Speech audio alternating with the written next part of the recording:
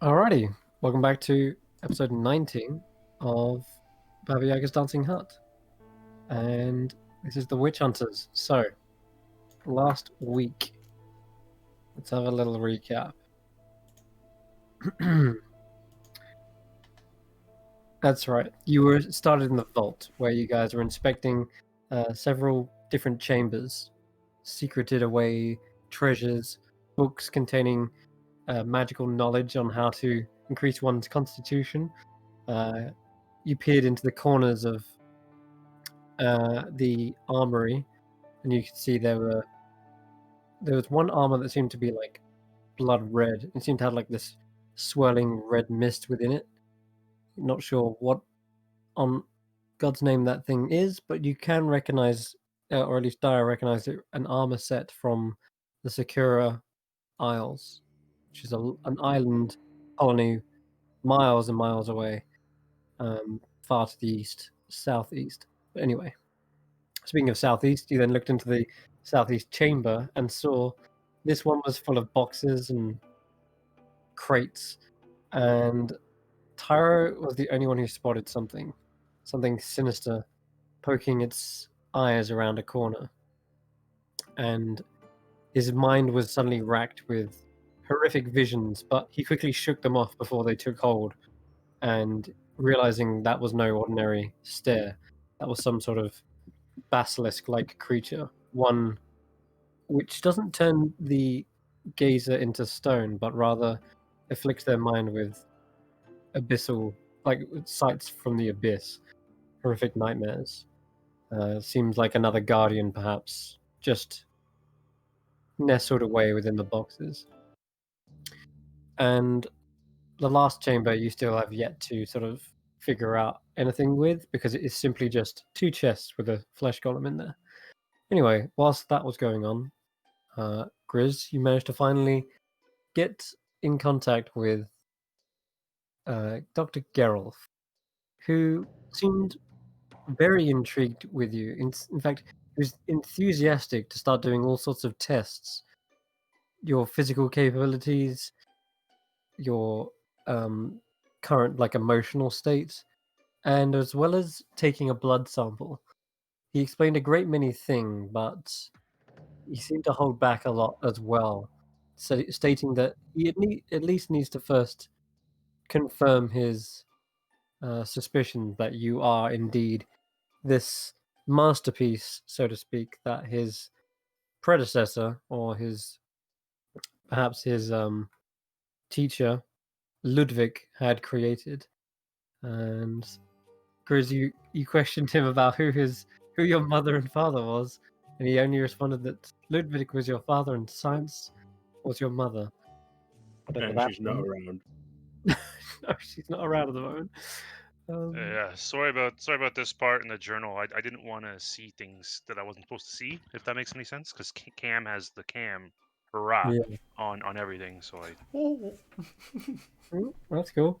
You did see a many horrific sight within the halls of reanimation, undead bodies being worked on, ghouls and ghasts and all kinds of Frankenstein-like monsters pulled together, and strange technology that Grizz probably don't have the foggiest, and even those with high intelligence would be dumbfounded as they would witness this superior sort of science. Anyway, afterwards, he told you to seek out someone. There is clearly something nefarious going on. You explained that you were having these nightmares, and he said this wasn't anything to do with the the what's it called? The experiments that you've been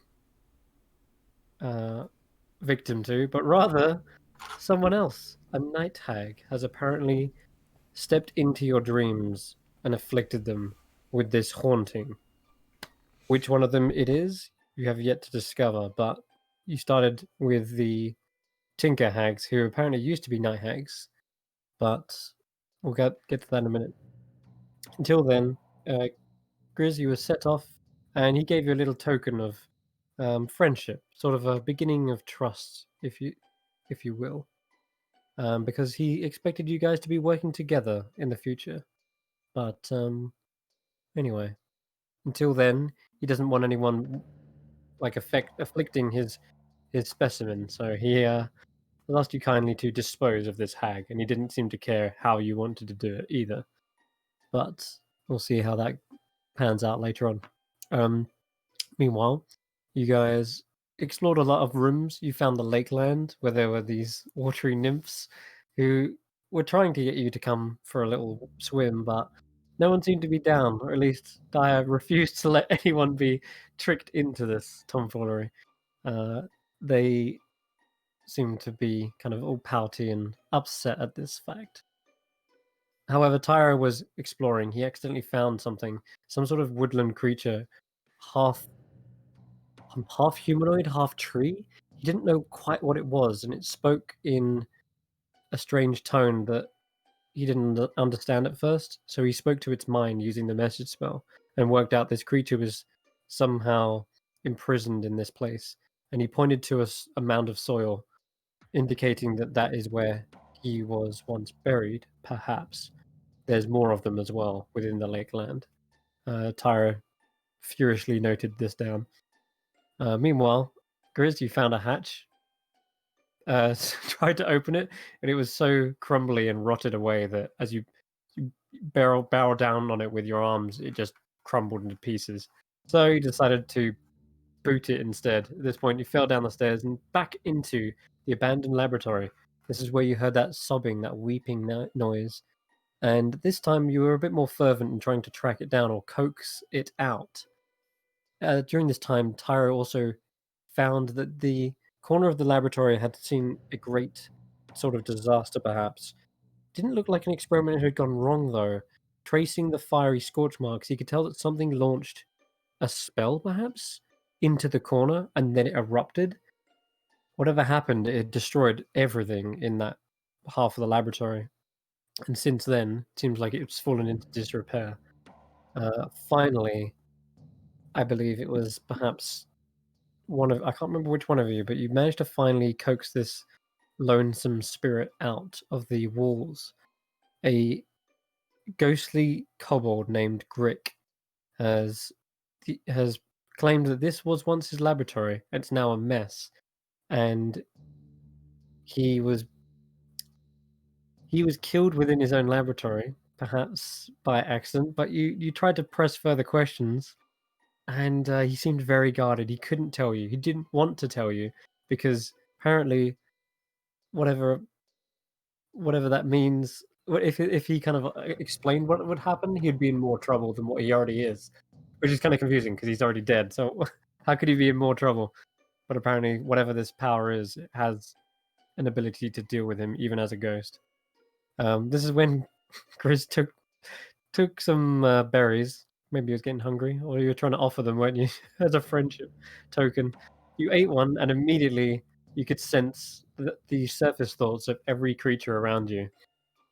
And most people were thinking about how to like deal with Jaden.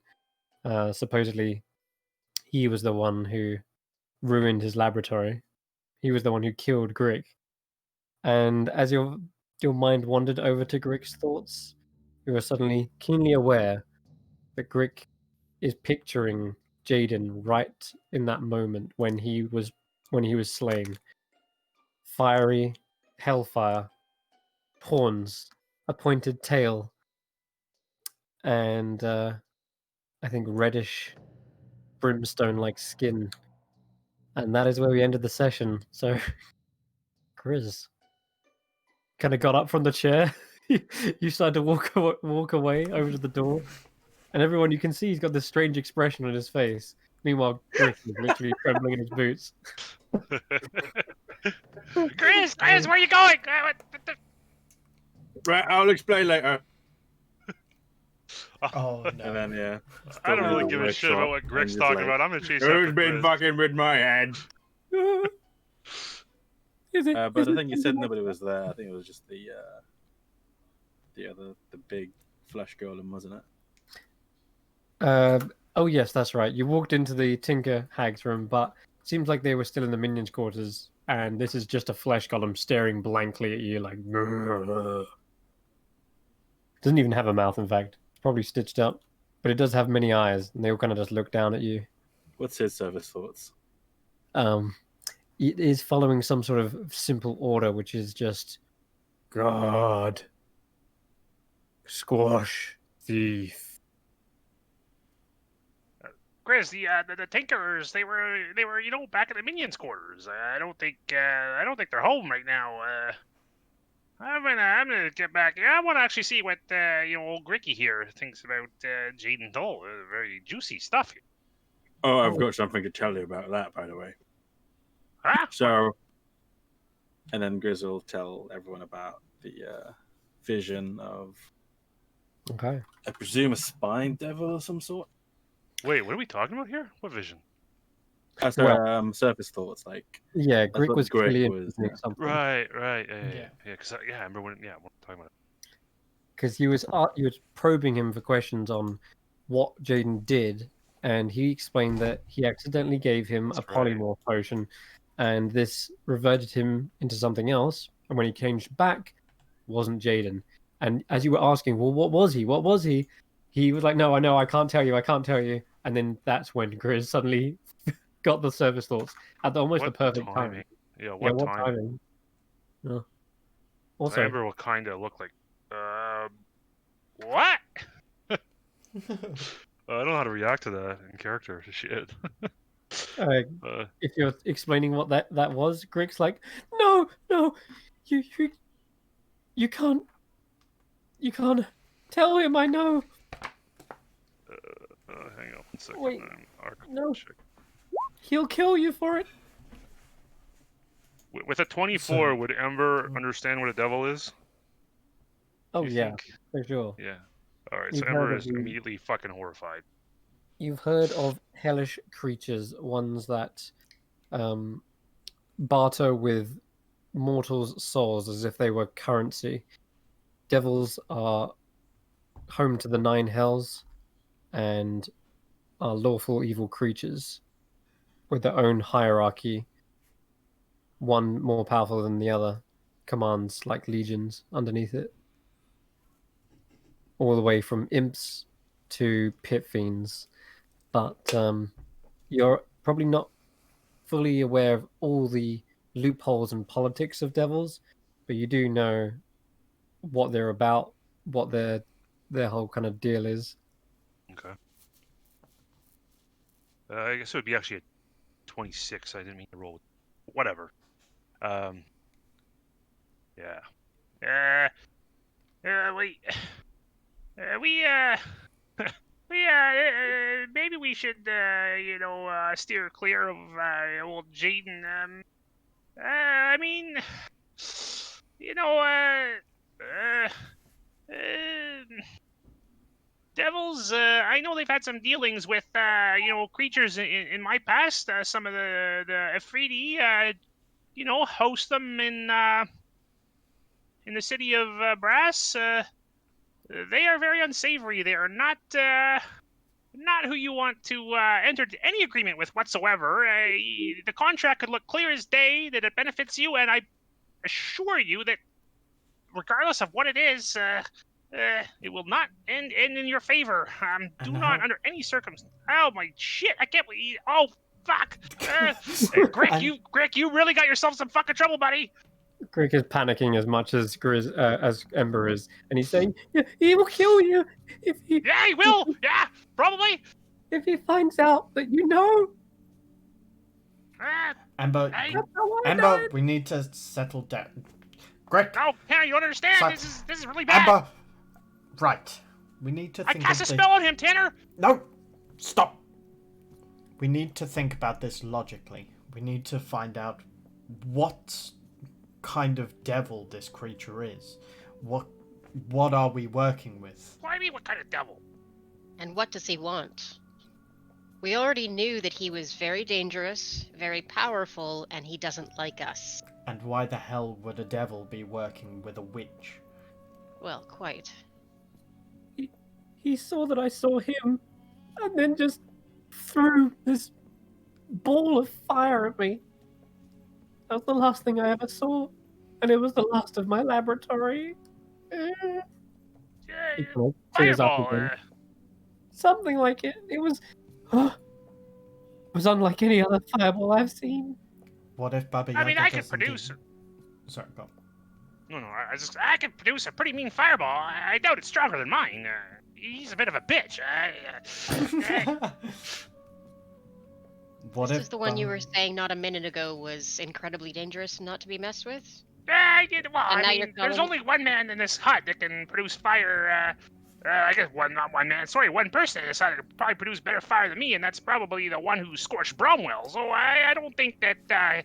And in that department, I probably got him, but all the other departments, he's probably a little tricky. You know, you can't win them all, Daya. And what if Baba Yaga doesn't even know that a devil is working beneath her, let alone within her close circle? That is very interesting politics right there. Hmm. There's I mean, no way that Baba Yaga would have somebody in this hut that she did. But devils can't be controlled. They control. They are the leaders. I envy them in that regard. They're the But- best at. Then I'm also not doubting Baba Yaga's perception skills. Not at all. She seems. I mean, look at this place, right? There's no way that she just isn't aware of that what he actually. Do you think, Tanner, that she doesn't know? Well, Crick, does Baba Yaga know that? Perhaps a devil? there's a history of the. Baba Yaga hasn't been through here since I perished. She didn't really see much in me. I was just a humble alchemist. Sorry, Tanner, you were saying? I was saying perhaps there might be records of people who have maybe worked within the hut, maybe like a hierarchy that's written down hard and solid. Maybe we might be able to find out where he came from or when he came under Baba Yaga's service.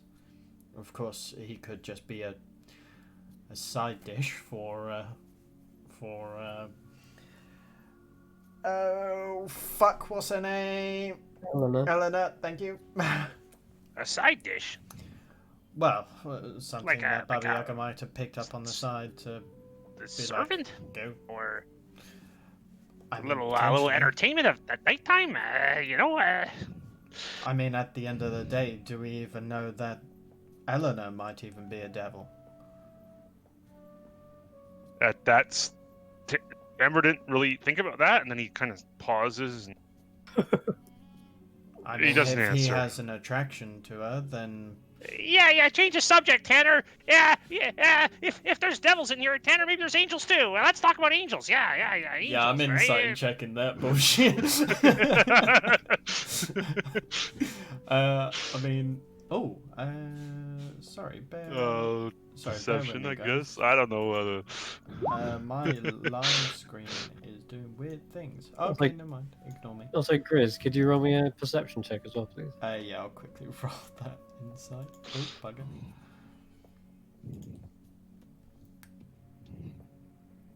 Do you know what? It really helps if you set up your character sheet before the game starts.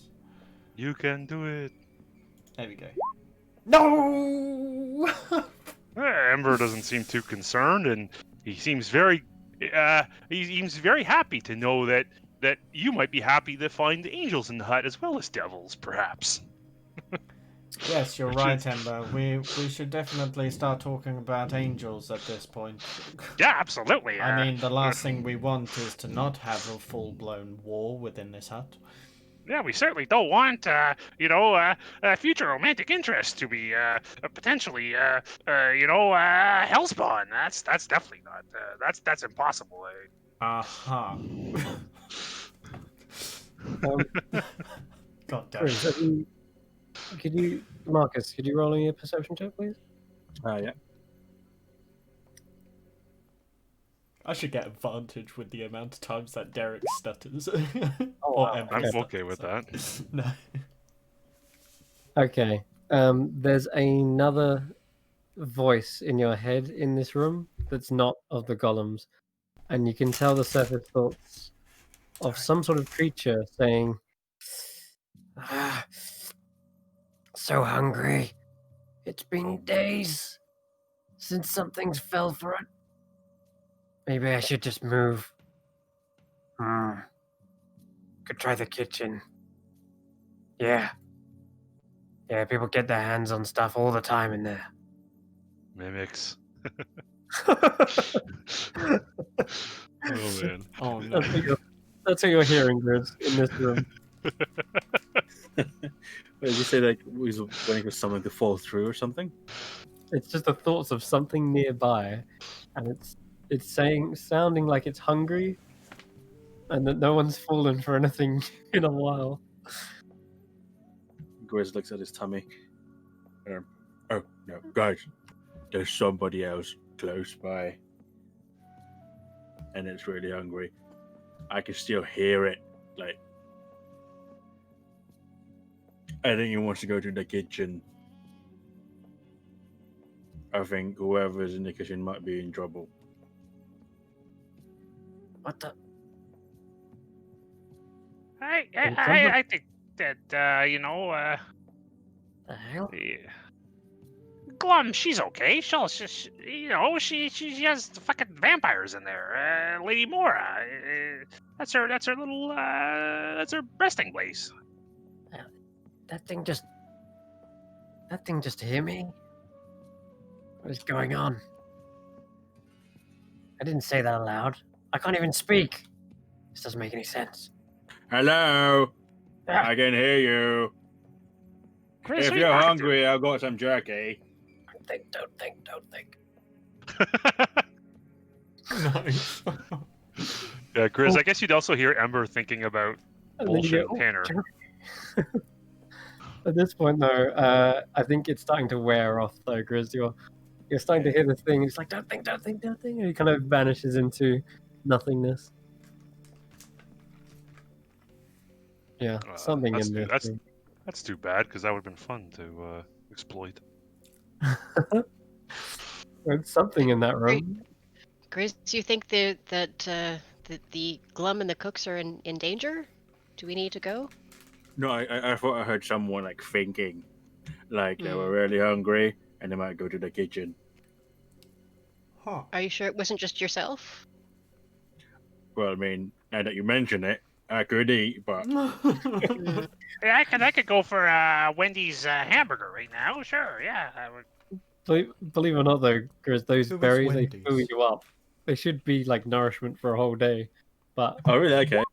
I wouldn't put it Well, in past that case, put it past them to eat more and more anyway.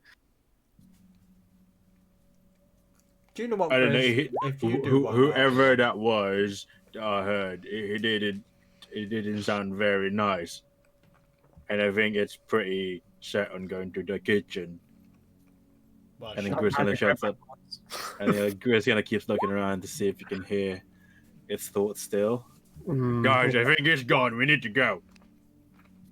To the kitchen? Oh, but Well, then let's go. I You look around, Grizz. Nothing seems to be moving in here, though. Even the golem's just standing perfectly still. You find shelves. There's like metal bars. There's stools, tables. Oh, is it just me here then? I thought Well, yeah, you're the one who kind of like ran Yeah. in there. And as you're Okay. looking around trying to find it, I'm imagining you were like calling back through the doorway. So, Yeah.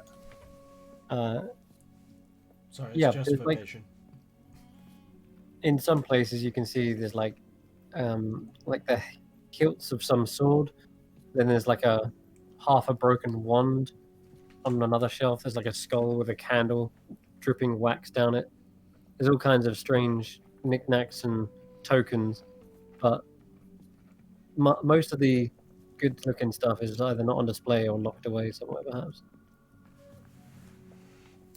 Everything yeah. else components.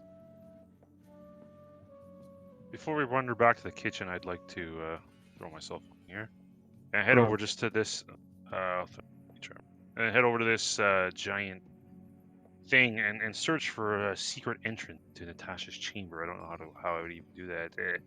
Hey, Tyro, or Daya, you're pretty clever. You're pretty good at finding things. Give me a hand here. I think that remember what they were saying? There's a secret door somewhere in this here. Is this okay, Mr. Gollum? You mind us looking around a little bit?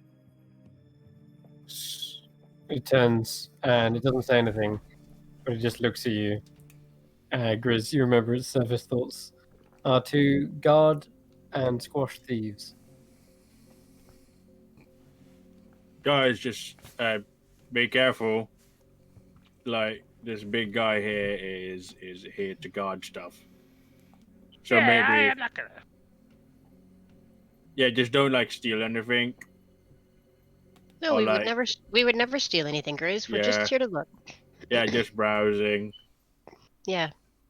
Give me a hand here, Di. Let's see if we can find a Okay. little, secret entrance. I mean, I know Tyro, he likes, secret entrances. Okay. he- Yeah, I would like to help help Investigate. Ember investigate. Look No, for I a will help you. entrance or a You're door better or a than me lever. at this. I've only got a +1 investigation. Okay. About- okay. Well, Tyro can also investigate pretty well. Did you want him to give it a Oops. shot as well? You're all looking, Sorry, I I hit that twice. 14. guess. And John is John. John is 31. Good lord. You're looking around this central pillar, and you're kind of circling it. And as you come around to here, Jesus, you're my God. keenly aware that this thing is in the way, and you're trying to like scoot past it, like going left. He goes left, and you go right. He goes right. It's that awkward, like can't get past him. And meanwhile, Taro just goes up to this cabinet, and it's at the right height. It's not a full cabinet to the ceiling. It's just like a low glass cabinet, and he can see right at head level something past the glass, and on the other side of on the back of the cabinet, there looks like a false back to him. And he opens up the cabinet, steps inside because it's literally as high like a door, and the cabinet door closes behind him, and he notices something, and you can hear him Transports? knocking Oh, around yeah. as well. You can hear a knocking, and then there's a hollow knock from Tyro on the back of the wood. And as you all kind of gather around and sort of bend down to look what's happening, he's revealed a small hatch at the back of the cabinet, and it leads to a set of stairs. A spiral set of stairs going down. Oh, there's Sinvala's, private chambers. Should we go in there? I don't know. It's kind of creepy. I mean, I guess what's the harm? We can always have a look as long as we stay together. Crick. I thought you was going to tidy up my laboratory. Oh, yes. Oh yeah. well, I we'll don't really do common servant work. You're gonna have to talk to Snurk about that one. I mean, he's really fucking lazy. Like he still doesn't fix the table, so I wouldn't count your days before that gets cleaned up. I'm gonna clip Ember behind the ear and Ow! just say, Ember, we promised. Well, yeah, okay. And he told sure. us information in good faith. It's okay. Yeah, deal's a deal, I guess. Yeah. Okay, we can do the chores and then we can go and explore, okay? But only if you do your chores first. You're like my mother, Tanner. There's Well, no get in rush. Ember not really- stammers off. Oops, sorry, Grizz. There's no rush, honestly. Like, No, Rick, you need to tidy up your There's ectoplasm. no rush at all. You're a damn ghost. You got eternity, really, to fucking think about it. So yeah, there is really no rush. Oh, give him another clip round the ear. Ember stammers off back to start cleaning up this dirty, gooey mess of a laboratory. Yeah, So- we'll tidy up first. I think Taro also stated that he wanted to last time, helping did, a yeah. fellow scientist or wizard. Now, he has got... No, he doesn't. I thought he had prestidigitation, but never mind. Oh, that Does would any make of it you so have much that? easier. It was... I have Mage Hand, and I will spend most of my time cleaning with Mage Hand because I don't want to get my hands dirty in this dump. Cool. Yep, that works. Taro has that too, and he will likely help in that regard. Though, as Grip tries to like help, and he's like trying to rearrange furniture, you see his ghostly form just pass through a table as he's trying to lift it, and then he goes to pick up a broken bottle, and his hands just pass through it as well. He's like, I got this spell mending. I'll use it to help as much as I can. Oh, mending, that will really help, yeah. So you fix up a couple of the broken bottles, any tables that have cracks in it or shelvings that have kind of broken away. I probably could Something, have mended the table a long time ago, but fuck it, Snurk can do it. yeah. While I'm watching Grit trying to pick something up, I'll just kind of give Ember a nudge and just point over and then point over to his mage hand. So maybe Grit could use his mage hand like a glove so he can feel like he's helping. Yeah. Let's keep. I like it. I just give Ember like a sorrow look. It's like, Okay, Grick. Oh my God, Grick, come over here for a sec. I'm gonna give you a magical glove here, buddy. That's gonna, it's gonna make you the best cleaner in the history of. Really? I don't even know what the hell this is. Baba Hutt. Here you go. Yeah, put this on, and I'll try to wrap the not transparent, because I'm not an arcane trickster, mage Yeah. hand around this little kobold ghost's hand. I don't know. Maybe if the glove fits, then he must not acquit cleaning. I don't know. No, that's bad. That's terrible. Thank you. No problem, buddy. Yeah. Get to it. Snap, real quick. Let's go. He starts trying to Yeah. dust. I'll move the mage hand in an appropriate manner to try to. You match his movements, and as he's wiping a surface, you see the mage hand grabs a cloth and wipes it of dust. And he seems to, for the first time, have small little smiles appear on his face as you start to see his laboratory become spick and span. And over the course of an hour, you can take a short rest during this. If you have any spell things you want to do, I don't know, hit dice or what have you. I Oh, took Grizz takes a beating from something, I'm not sure how. Divine Sense. Well- Does that come back on a short? Perhaps? No, it does not. No? Okay. Alright. But, Now, while they're doing this, and while Grick is calming down, Daya's going to be helping organize. She's not really scrubbing, she's just sort of rearranging things the way that she thinks they should be organized. Cool. And she's going to try and talk to Grick and find out if there's a way that he wants to be freed. Because if he's trapped and can be freed somehow. So, yeah, and this is definitely something that you've already encountered when you was inside the other room. You noticed that ghostly apparitions can be set free if their sort of ties or their torment is undone, and they can be free to go on to the next plane. However, Grick does seem to be happier now that his laboratory is becoming cleaner, but as you're asking him about freedom and such, he often goes back to the thing that murdered him. He says, "Oh, it's starting to look like it was before Jaden came in here. I think I'll be a little bit happier now. At least happier enough that Boggles won't appear. Sorry about those. That's kind of my fault. The hut has a way of manifesting your emotions." Oh, I see. Boggles. But that's all you need to be happy? It's just a clean lab? No.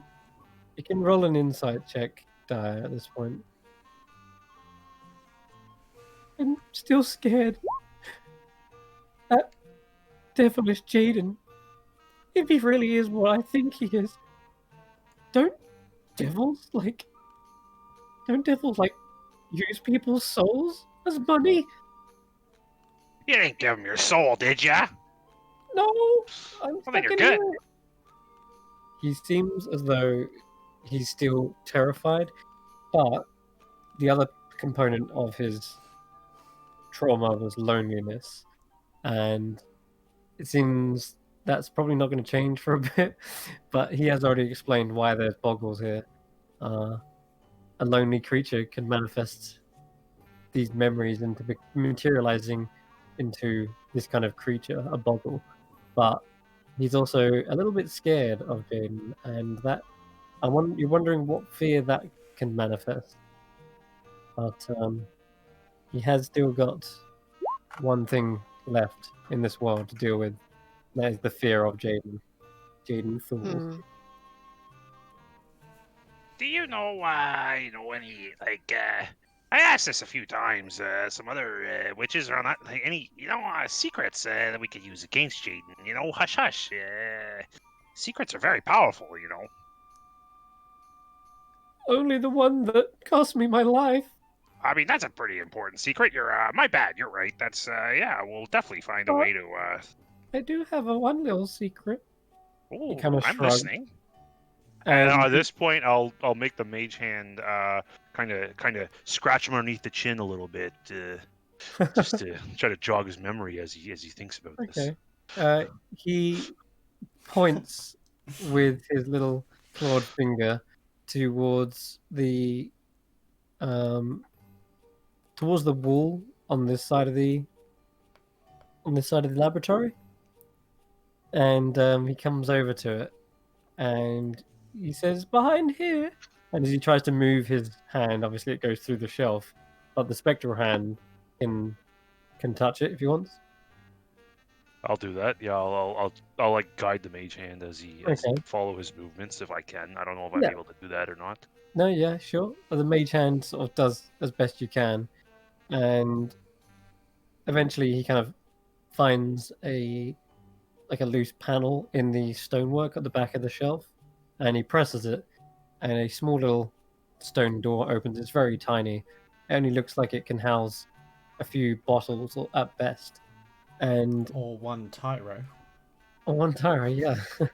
But it Nice. looks like a secret compartment where he'd maybe keep some secret potions that he's been brewing up. But he says, because you've been so helpful and friendly, I just wanted to thank you. This is something that hopefully hasn't dried up, but you can help yourself. That's very kind Oh. of you, Greg. Thank you, Greg. That's wonderful. I might have had the wrong idea about you. You're a pretty swell guy. Yeah, I mean, if I ever become one who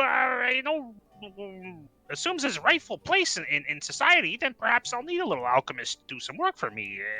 I hope you're available. This is great. Oh. Look at these potions. These are wonderful, Rick. Tanner rolls his eyes. Alright, so in the little compartment, you have one potion of healing, one potion of greater healing, Wow. Wow, that's fantastic. and what else? And something peculiar.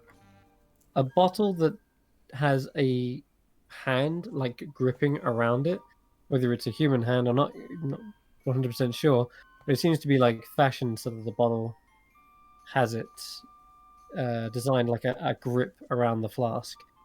And as you kind of pick it up and inspect it, he says, "Oh, careful with that one. If I'd have known I was going to end up like this," he kind of gestures to his ghostly trail where his legs disappear. He says, "Then I would have drunk something like that, in the hopes that it saved me." Greg, where's your body, or what's left of it? It got blown away by the hellfire. Oh, so he. And Ember clues in that this isn't just normal fire that was summoned in this room, but that of the Ember immediately same kind of look of fear and fascination in his eyes. Jaden Thull's realization. Yikes. How Tanner, Oh god. I was going to suggest to you that this is hellfire that burnt this room. And that Raziel would be very concerned with that. Well, maybe I could spend a couple of hours here and at some point and potentially attempt to bless this place. not a bad idea, Tanner. I know the powers of heaven and hell are quite diabolical, if you will. You can imagine. Grasp of the afterlife. And very quickly, Oh my god. Damn. That's an incredible potion. It can be, but it's Risky lucky. though. Risky. Risky, yeah. Mm. It's like a last resort. 10% chance. Yeah, one thing that I wanted to ask, being a paladin. Okay. So, how much do I know about devils? You'd also need to roll an Arcana check. That's what Yeah. 10. 10. Evil must be smited. Pointy horns. Nasty. Okay. Oh wait, or is that devil? Or is that demons? Or is it devils? You can never remember. Either way, they're both evil. Must be smited Okay. for the Can't life. beat my natural 20, buddy. No. There must be. Yes, they must be smited. Yeah, we need to, mess Jaden up, Tanner, I think. But we have to do it in a way that he doesn't know, because, I mean, look at this lab, we don't want to, it's so clean now. My bad, Grick, it's a beautiful lab. Yeah. Tanner, it's a fucking pigsty, and he's going to kill us. Huh. Perhaps if that's. Couple of things. First of all, who's taking the potions? Yeah. Who's getting the potion of healing, and who's getting the potion of greater healing? And Probably who's getting the Grizz and Tanner, I'd imagine. Cyanide. Probably Grizz and Tanner are the tanks, yeah. Or Daya. Yeah, no, Daya. No, maybe Daya should take one. She takes a lot of. Is Grizz here? Marcus, you here? Yeah, man, I'm here. Okay, cool. I have a pretty high AC right now, so I should be able to avoid a lot. Yeah. So I vote Grizz and Tanner. I'm down with that. Take those. And I'm assuming that me personally, I'd probably say if you take the lesser one, I'd take the bigger one, because I'm going to be chunking all of my lay on hands on you guys anyway, so it would be nice to have some form of last resort on me. For sure. Cool. All right then. So Grizz, mark down a potion of healing, or just drag it from the compendium onto your sheet. And then lastly, there is the special potion that Grick had been brewing up. It is a grasp of the afterlife. So It's a Hail Mary if some sort of terrible, tragic thing happens to a party member. I feel like Daya would be the most likely to. I'm sorry, Sarah Jade, but I feel like your character might be the most likely to meet a fatal end of us, just based on. If that's the case, then someone else should take it, because it is the one who is administered the potion. Oh, so you don't drink it yourself? No, because you're already dead. I thought you tried to drink it before you get killed. Okay, I misunderstood. It says the one administered this potion rolls a d20. Oh, It- Tanner's on a our non- savior. 20 I'm there. gonna also, yeah. I'm gonna Tanner's also our vote for lifesaver Tanner guy. as the healer and as the holy man, Protector of life. the protector. our- He will be wise enough to know when it can be used and when not. yeah, Sorry, sure, Tanner. why not? Have a bunch of responsibility and enjoy. Yeah, So you want to be lawful good, man. This is your little lifesaver gift. Here you go. This is for Eos or Eos. Yeah, this should come up in your other game. Yeah. Yeah. I will yeah, carry that burden. Yeah. Definitely a fucking burden. I don't save lives. I run away when shit gets awful. Could Getting stay out. alive. Grasp of the afterlife. 10% chance of. It is a Good. 10% chance. And if it doesn't work, I'm afraid they're going to come back as a ghost. It ejects the spirit from their body. So is this what happened to Grick? Like, why is he a ghost? I'm gonna ask him. Yeah, so Just a ghost because he has still emotions left on this plane, like his fear and his loneliness are still That's here. right. A little bit less lonely, I'd say. The bog, in fact, those big puddles that you've obviously cleaned up at this point, the sticky tar has all kind of rinsed and washed away, and you don't see any more patches building up of it anywhere. I'm gonna go over to Grizz and I'm gonna give him a little tickle. Tickle him in the armpits a little bit. Tickle, tickle. And as he like I'm gonna grab him. I'm trying to grab Ivan. Sleight of hand. Yeah, okay. Ivan squeaks. It's not. What'd you get? Oh, it's an 8. Okay. Yeah, that would definitely be Grez's passive perception of 14. Wow, okay. Yeah, so you see, as he's tickling you, Grez, he's trying to reach for Ivan, who's tucked away. What is it? What is it? Chris, Crick needs a friend. We could maybe leave Ivan around here. Let's just give him some jerky and he'll be happy. And maybe Crick can feel good about this. And, Well, yeah, I mean, I don't know. Could have just asked, really. yeah, I probably could have. Yeah. I wasn't sure how you'd react. I don't know. You two seem to be getting along pretty good. My mate. Yeah, he's pretty cool. He's Alright, hi, mate. He gives a nod. I mean, how would you react? Tickle.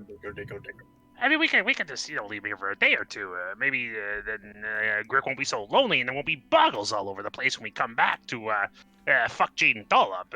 I think we're gonna need Grick's help to really, I'm just trying to make the kobold happy, Grizz. The emotions here, Grizz. You no saw problem. it with me with the. Might need to leave some jerky for Ivan because Marcus, I don't want to take your pet away, so you can tell me to fuck off. Like it's okay. Like I don't want to do that to you. Ivan's really cool. We'll come back and get him in a day. Just let's trick. That's up to you guys. Yeah. You I don't guys wanna- can discuss. I don't like this plan anymore. Never mind. Ember, that's a very kind thought, but maybe we can ask Ivan first. You know, he's been in an armpit for the better part of a couple of days. Maybe Awfully maybe a smelly bit more there. room to wander around might be nice for him. Just If- pull him out and acted dead. No, he's a little fluff ball. His fur is a little bit, I'll be a little bit Aw. fermented by now. I don't know why, but even that picture makes him look pissed. Yeah. If you want, So Grizz, then we can funny web it. have a word with him. Fuck you, I Millwall. A little bit of jerky as well. Fuck you, I'm Millwall. I think Tyra can even talk. Yeah, Tyra can talk to it as well. So, you want to ask Ivan how he's doing? You can do. But it takes like you 10 minutes to do that. Grizz. It's all good. Is it speak with animals you've got? I have to think really hard. Yeah, that's it. You think really hard. Okay, cool. So after you think really hard for a while, you can talk to Ivan if you want. He's like, why is the fiery one trying to snatch me away? Oh, so here's the thing. So you just that little ghost there. He's our friend. And guess what? We think he might get a little bit lonely. We was thinking like, maybe you could give him company. I'll leave you some jerky. Don't worry. Well, I quite fancied sticking with you when you're big, all muscly, quite good at protecting stuff. So, but I have noticed quite recently you tend to get into a bit of trouble a bit more often than not. So probably is safer for me. Maybe it would. Yeah, you guys saying that. Maybe it would be safer for you.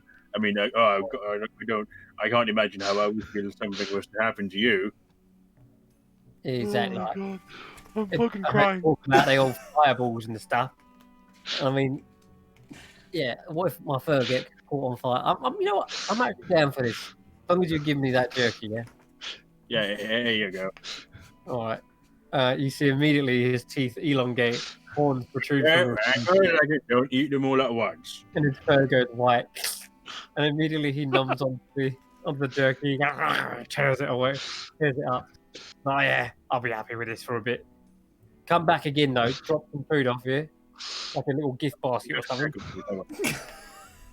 Fucking dying, man. Nice one, brother. All right. Nice one, brother. Oh, thank you for that, Chris. So he hops into a little abandoned library, finds a nice shelf to nestle in, and yeah, he's quite happy there, nibbling on that jerky for a bit. And come back anytime, which is what he says. Yeah, come back anytime, yeah. Right. All right. Should we get going? Yeah. I can't. I can't. I'll be here if you need me. I'm quite good at steering stuff, you know. Pointy teeth. Right, I'm gonna start dragging Ember away. Thank you. Come on. Thank you. Come on. This direction. Let's go. Oh, there's two of me. What? Okay.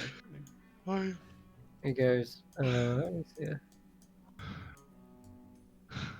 Huh. He's changed that. He is proficient in intimidation, just so you're aware. So he's got quite a good plus to intimidation. Anyway, right, so moving on. You guys want to check out the secret entrance. So Oh, yeah. Tyro's been chilling out in this little glass cabinet and he's noticed the false back. And he says, looks like there's a set of stairs leading down. It's very dark though. And he kind of peers down. He's got dark vision, but even he's saying like, looks like it ends in like just a dark room. I can try to light the way. We have a torch. I'll reach into my. I know I have some kind of a pack here. Mm-hmm. Dory, how do I check? My Dungeoneer's pack. Dungeoneer's pack. I have Yeah. torch in it. You do, yeah. Yeah, so I'll bust out that. And, Here you go, Tyro. Lead the way. All right. So he steps through and begins stepping down. He says, "There's enough room once you're through the cabinet. You can stand up." Oh, okay. In that case, I don't have to crawl. In that case, Tanner, lead the way. Of course. So whereas he walks through and then starts going down the steps, you guys have to kind of like crawl through the cabinet, and then you can stand up into the stairwell, and you can descend down a 10-foot. What is it? I'll probably have to squeeze in. as I'm crawling down, I'll probably have to do this at disadvantage because I'm crawling. But I just want to look along the walls and make sure there's no like weird guarding devices. I imagine this chamber's probably got some kind of alarm system or something. So I want to look for any kind of. I don't know if Amber would even know how to do this. I'll make the roll at disadvantage, probably. But I want to look for a trap or an alarm or something like that. Gotcha. Okay. Because this chamber's it's Natasha's chamber, right? So it's probably protected in some manner. What would I do with that? Investigation or a perception check? Well, even with it's an 18. Okay. You are looking around for any potential like alarms or tripwires, anything of the sorts. Doesn't look like there is any though. You reckon after you've done a thorough investigation that a hidden entrance wouldn't need to be alarmed, in that it's hidden to begin with. That's its kind of protection, and you wouldn't know its location unless someone told you. And so why bother kind of alarming it, I guess. Good. Though I'll say carrying that over as you get down to the bottom, you're still looking and looking. I'm going to take you onto a different map in just a second. So let's copy you guys. And you come down into a small room that is square and about 10 foot on a side, I think. Let's find out. Where is it? There it is. Okay, no, it's about 20 foot on every side. And you've descended all the way down the bottom of the steps. And you're looking around, trying to find something, anything. It's a tiled flooring, but the tiles here look like different than you've seen in other rooms. I guess they're just more,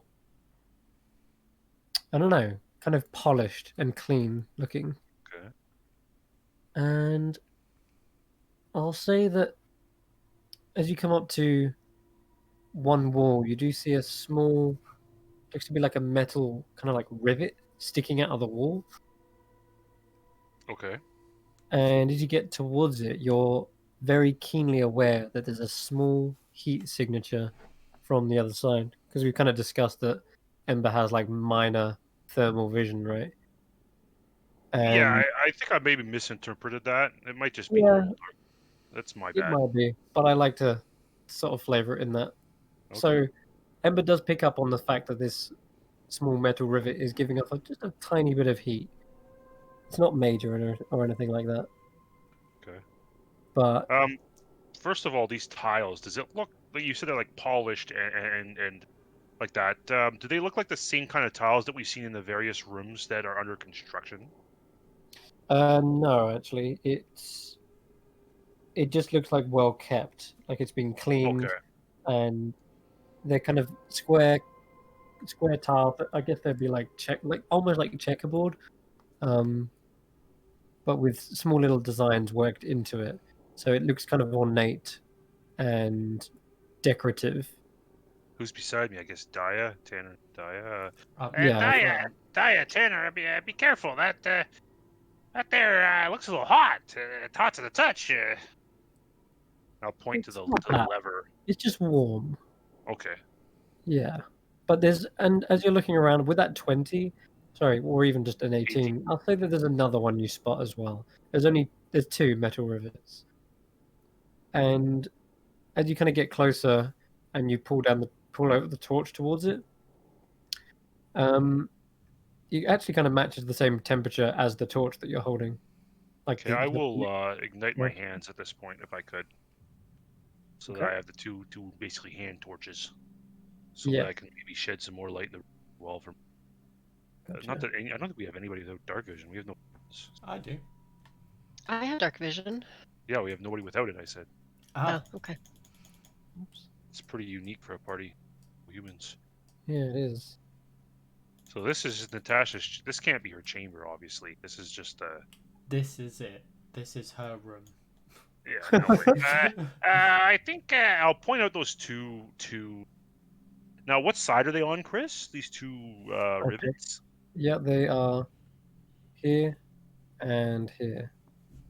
So can I ask Tyro? He's real clever, and Daya. They're both clever at finding.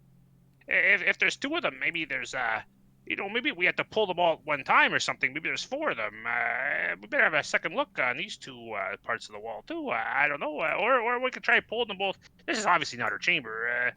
Maybe we can pull them both, Tanner. And did you say rivets? Hmm. As in kind of like just loops that you can pull. That's what I thought rivet was like a type of screw. That's what I thought. Yeah. Like You're thinking of a rung. Turn them. You're thinking of a rung. This is definitely a rivets, and as you look carefully, it looks like it is like a nail or a screw, and it is being pushed through the wall. So something on the other side has been attached by the rivet, and you're seeing the other side of it through the wall. And Yeah. they're heated. Oh. And yeah, it's slightly heated. It's weird that they're heated. And they're the right height, by the way. At this point, you realize there's no heat signatures on the other two sides, right? No, there is not. Just on these two rivets that are through the wall. I'll communicate all that with my group to explain that they see this. Chris, by the way, I would have picked up the javelins before I left the laboratory. Okay, thank you. Javelin. Yep. Oh yeah. Thank you. I will take my flail out and I'll walk over to this one here, and with the butt of the flail, I'm just gonna start dinging on the rivet to see if I can knock it through. As soon as you do the first knock on which one are you doing? The side one or the bottom one? The side one. Okay, the side one as soon as you kind of like knock it in, you see it is quite loose. It's not like it's been hammered through and then stuck there.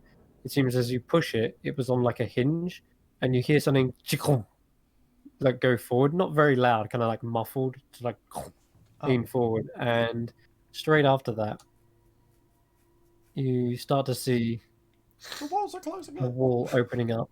Okay. Yeah, Oh Ooh. God, yeah. and everyone can make me a perception check. Oh boy. Mm-mm. You know what?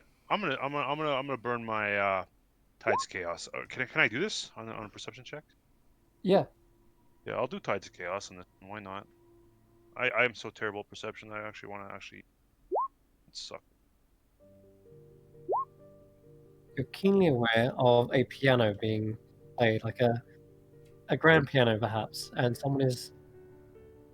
It's almost haunting, like the same sort of tune Tanner played, but it's a beautiful melody that immediately catches your ears.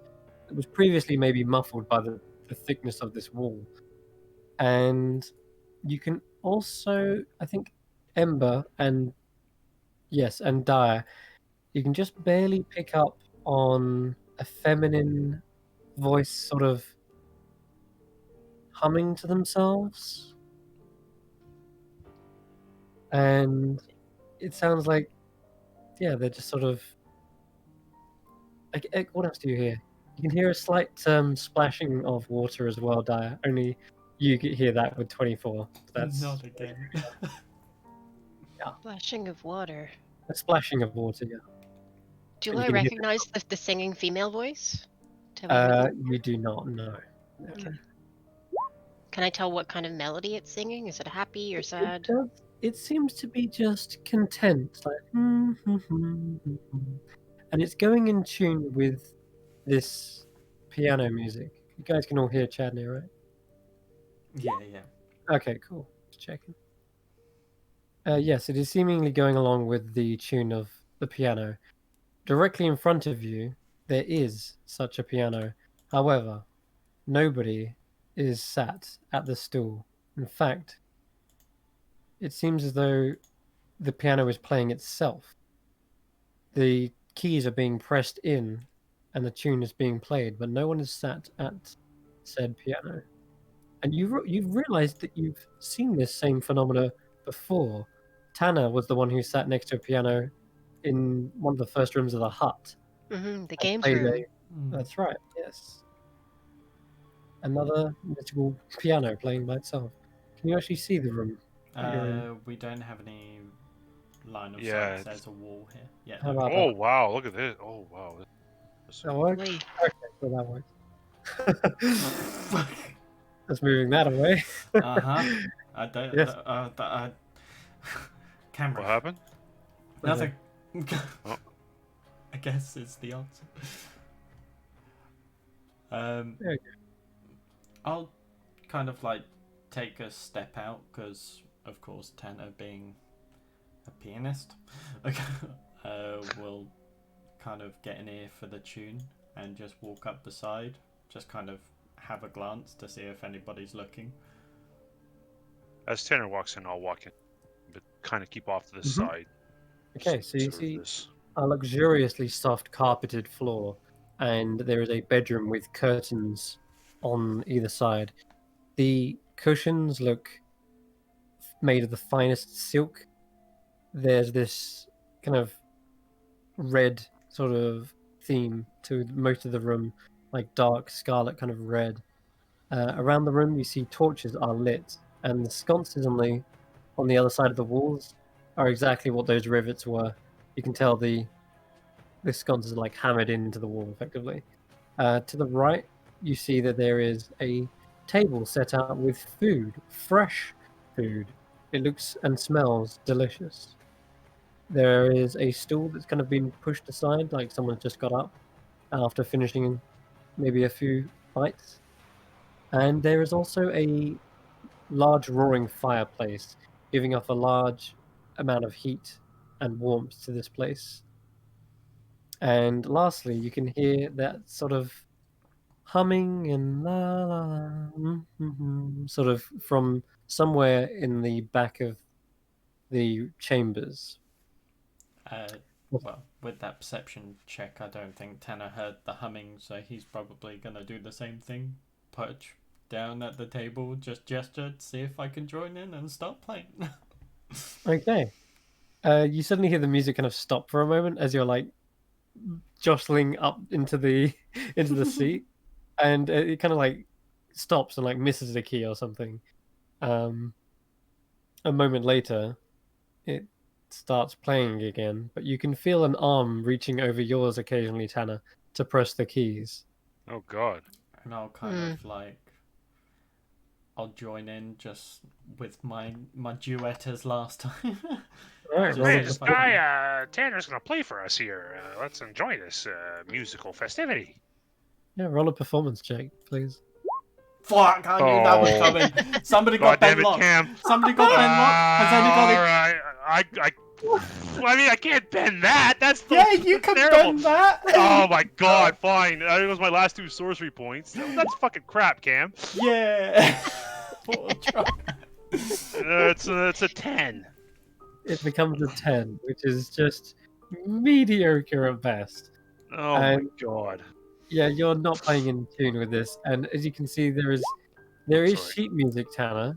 As you're trying to play the sheet music, you realize this whoever it is not playing the sheet music. It's playing something else entirely. And the oh god, what does the sheet music say? Shite music. Shite music, yeah, more like.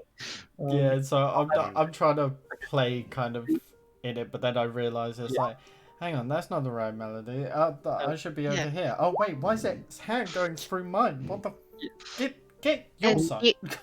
the other player is getting like noticeably more aggressive as they're getting annoyed at you for playing the wrong song. Like they're just pressing down very hard on the keys. Like just Yep, your hand is slapped a couple of times as you're in the way of the key, and you I can try see the and sheet slap music back. says that the tune is a verse of Veils, but this is not the tune that is being played. Yeah, so that is going awful, and you hear a voice from behind this screen. And in fact, I've got some artwork for the actual room now. You can have a little look. Something like Oh my. So yeah, roughly like that. The fireplace kind of in the middle.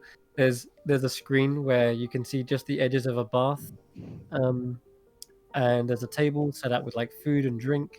It's fresh. Candles lit the room. Yeah. so cool. Love it. Yeah. That's awesome. All right. The voice you hear is,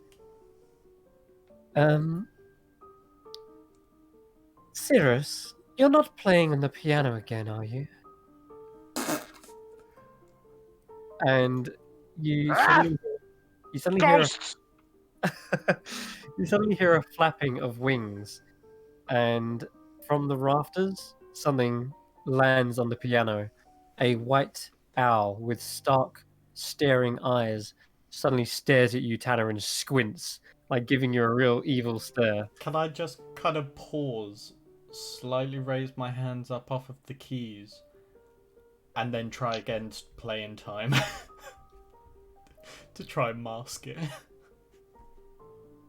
And you hear it kind of like it let out a hiss for a moment, and you can give it another go, yeah. And then suddenly Yes! the That's what I was waiting for. So then all of a sudden it just joins back in the melody. Oh man. question is, Tanner, are you going to play the verse of Veils, or are you going to play in tune with this song? So I'm going to play in tune with this song. However, I'm going to kind of have almost like a background tune, just kind of like fading off of the veil. Okay. I like it. Oh, wait, a background tune of the Veil at the end. So it's kind of like a bit of a what's it called, like a melody behind it. Okay. Interesting. All right. Yeah, that's a question. The owl has landed on top of the screen and is kind of like opening up its wings as the tune is being played. And you hear a voice say, "Oh, there you are. So, wait, it wasn't you. Have we got visitors?" And you see the owl suddenly turn its head 180 to stare at you. And as it stares, its eyes kind of flash for a moment, and you hear a voice. Oh, we are in the presence of some wonderful company, it seems. Oh God, I'm so sorry. Ghost! Chris, enter my flanks! Cover me, please!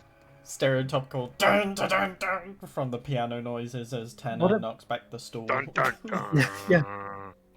No, please, don't stop.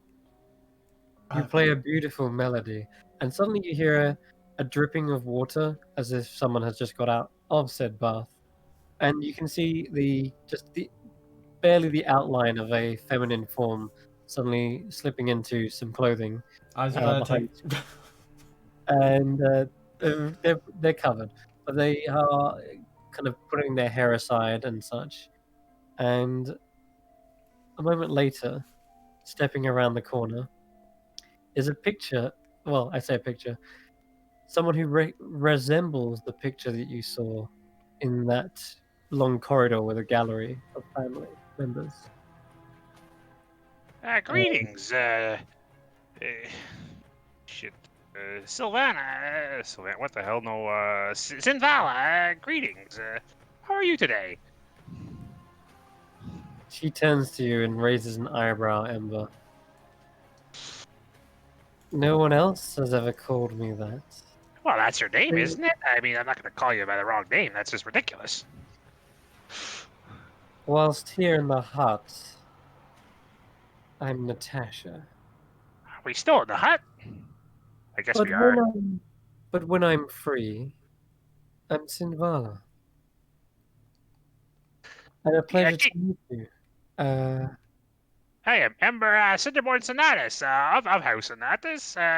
One of the 60 or so major families of Gaidia. Happy to be here, I guess.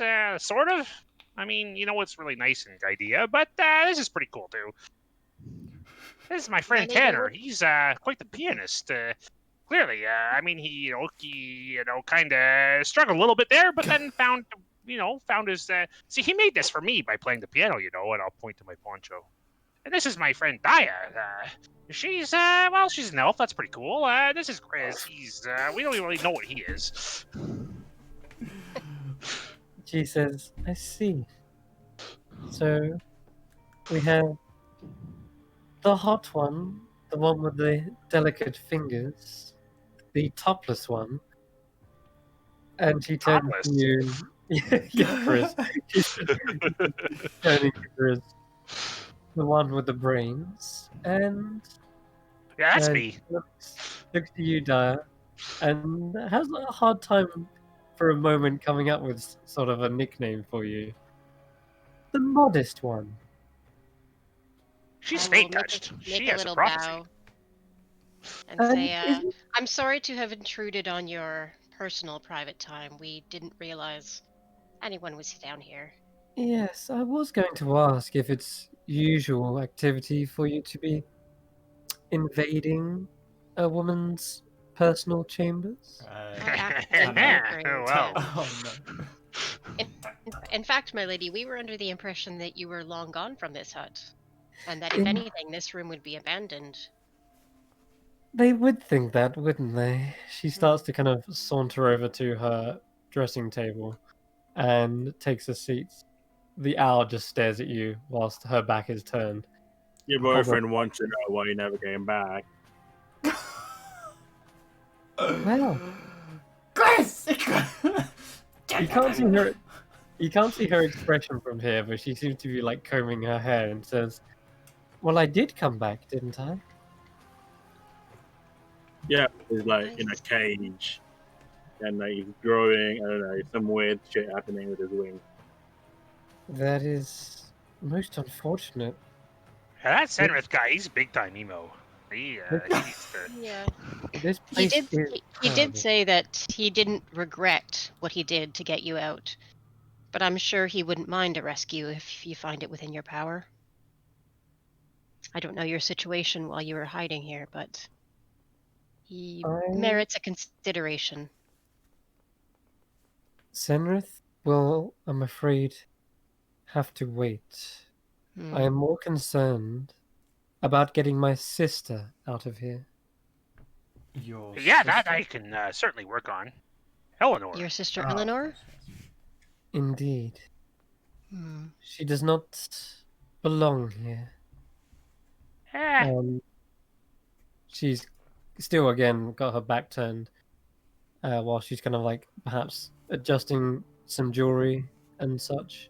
But now she's beginning to sort of stand up and says, however, I fear that if I am spotted here, I'll have the whole hut down upon me. yeah, And I that got some I bad cannot news. have. She turns and smiles. I'm sure it can't be that bad. Your sister currently has a devil smitten for her. It's not great. I'm not really happy about it. To be honest. Everyone can roll me an insight check whilst you're conversing with Natasha as well. I'm staring at Cirrus. Sirius is Yeah, staring I at wish you. I wish John was here so he could have his owl like Oh, meet one of its Oh. own kind. They're doing my the whole gosh. like head bubble Yeah. thing. What's your name? Yeah. They're like turning 180 degrees or whatever, looking at each other. Definitely. Yeah. Oh my god, I'm so stupidly unwise. I hate this character. No, he's Three. awesome. I It's can help with that if you want. it's No, I'm good. I'll play this out and see what happens. Okay, cool. Good. And so, yeah, a barn owl staring down a snowy owl. Uh, For once, it seems like Tyra is out. I'm just picturing like that old internet meme, like one of the OG memes of that owl with its head turned, and I can't remember what the tagline was, but Oh, really? Yeah, really. oh really? Yeah, really? really? Yeah. really yeah. Yeah, the oh really owl. Yeah, that's the one. Yeah. So he says, "Oh God, goodness! Then it is just as well that I turned up in time. Sounds like she is in peril." Tanner, whilst everyone else is staring and conversing with Natasha, I'm gonna whisper you something so that. Wait, hold on. Did someone roll a natural 20? No, I was earlier. Taro, that's the one we're missing. We're missing Tyro, master of knowing everything. Tyro. Hmm. We Time for that shall- 30 to come into play. He's not insight master actually. He's intelligence, but wisdom is insight. Mm. Okay, I'm gonna whisper you on Discord. Easier for me. So, is she still here in the hut? Yes. Yeah, Sorry, guys. Ember is not very wise, so he talks out of turn and stupidly. So I apologize for all this. Yeah, we found her. Little chamber. She's definitely still here, and I've been talking to her a bit.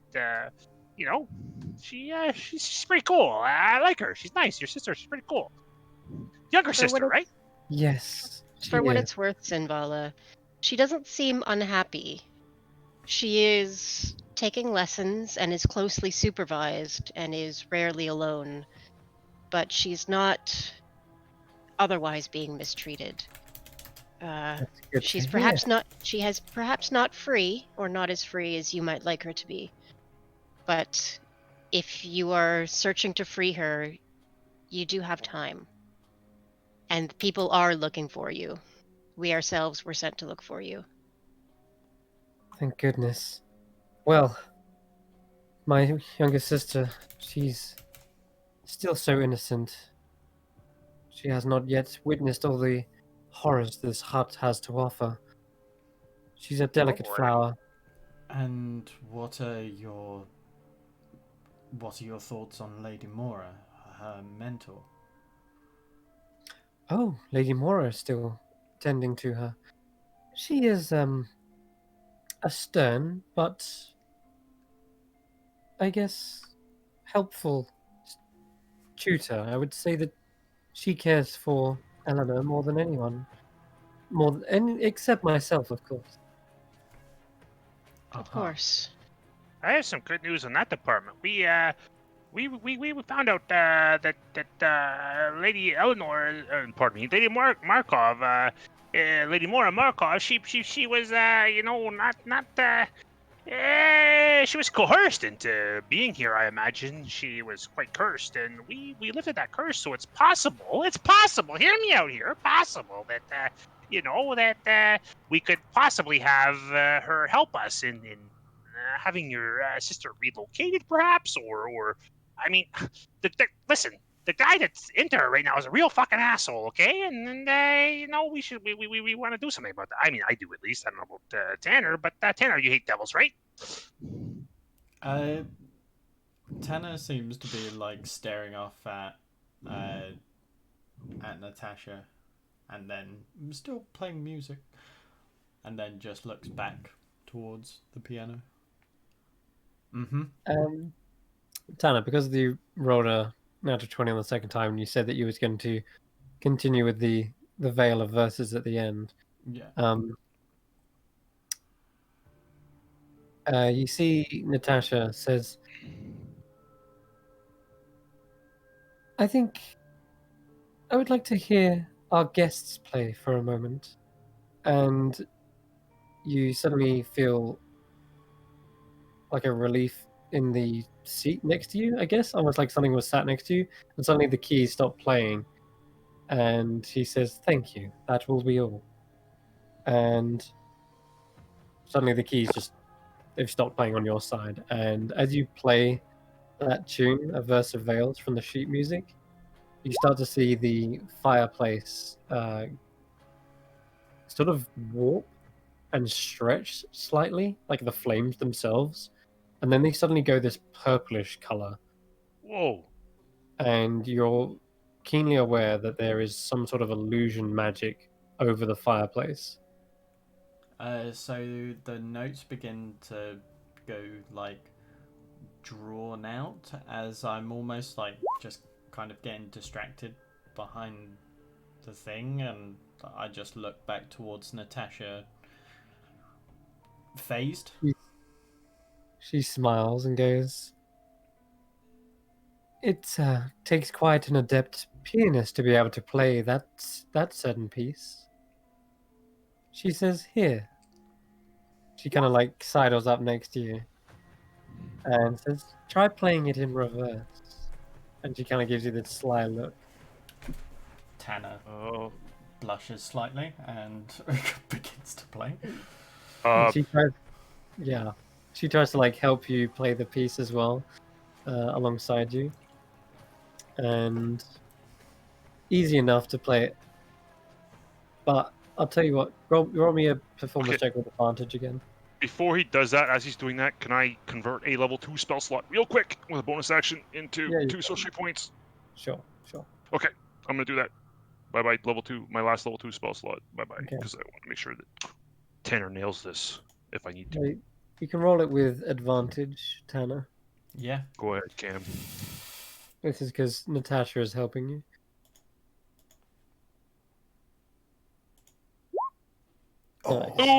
You know what? I want to make that a 25. I will bend luck on this one again and use those 2 spell slot, those 2 points from the spell slot. Right. This could be really big. This could be really cool. So that's gonna be a 28 for him. Wow. That's incredible. All right. The entire fireplace warps, stretches, swirls, and then suddenly poofs into a wall of purple roiling smoke. Now it seems as though it is trapped behind some sort of barrier. There is like a surface, like a flat surface, like glass, that the smoke is washing up against, and it's not escaping, but it is swirling ever so brightly in the middle. I don't know if you guys can see that. What is going so cool? We have It's fog of war blocked. in It's blocked for me, yeah. This is the ethereal plane, I think. In the middle. Like this astral plane or something. I think it's Just melting, It might be dynamic lighting. Yeah, that's There we go. Yep. Okay, cool. All right, yeah, there we go. So Tanner, you can clearly see there is some sort of swirling purple mist, and whatever it is, it's unlike anything you've ever seen. Definitely magical. And as you're asking, what is that? What is that? Natasha kind of looks to you with a wry smile and says, "Impressive. Though you should be careful around that certain substance." She looks at it curiously, almost trying to determine what it is herself. She says, "This is how I escape. This was my freedom, my ticket out of the hut." Where does it go? I don't know. You have to like think about where you want to go and just walk in, and then you'll go there, or how does this work? I merely stepped in it for no more than about 6 seconds, I'd say. That was all it took. Where did it take you? I don't understand. She Tyro, you write this down? she gestures towards her necklace and says, "This broke the enchantment. This swirling mist is something I've researched. It's from another plane of existence. I merely opened up a doorway to it and then tried to contain it. Whatever that mist does, or whatever it is, it has the power to break certain magical enchantments, curses, boons. It's almost like it deconstructs it back to its base elements. The necklace in question, well, that was the one gift that Baba Yaga gave me." And A gift? I get the feeling that it wasn't, a gift so much as a gift, and I'll make like the exclamation marks as in like she's getting fucked over by it. it was your ball and chain to this place. Yeah, that kind of gift. Yeah. Precisely. There was some sort of enchantment. Tanner will walk up to her and just kind of. She's wearing the necklace, I assume. It is, yes. He kind of gestures towards it, looks up to her and says, "May I?" I'd rather not. You might come under the effects of it. If I touch it or if you remove it? Perhaps both. Very well. He will awkwardly stare at this necklace and he will inspect it. And does it look like one that we've seen on Eleanor? Yeah, she actually slightly steps away from you as you get close to inspect it. And you can roll me a perception check, Tanner. Or an investigation check, I guess. But either one. It's fine. Either one's good. Perception. Okay, 19. so... I'm gonna whisper you something. Okay. Oh! Please Sorry. first. No, it's fine. It's totally fine. I'm fucking losing my mind here, but it's totally fine. In fact, Chris, that might be a good time to have a 5-minute break. Oh, is it? Okay. Maybe. 8 o'clock? Yeah, we'll do it in a second. Okay, so... Alright.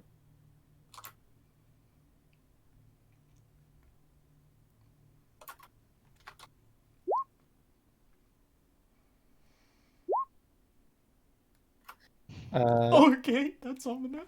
Yeah.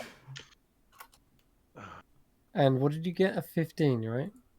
19, sorry. Yeah, 19. that's... Yeah. What the hell is happening?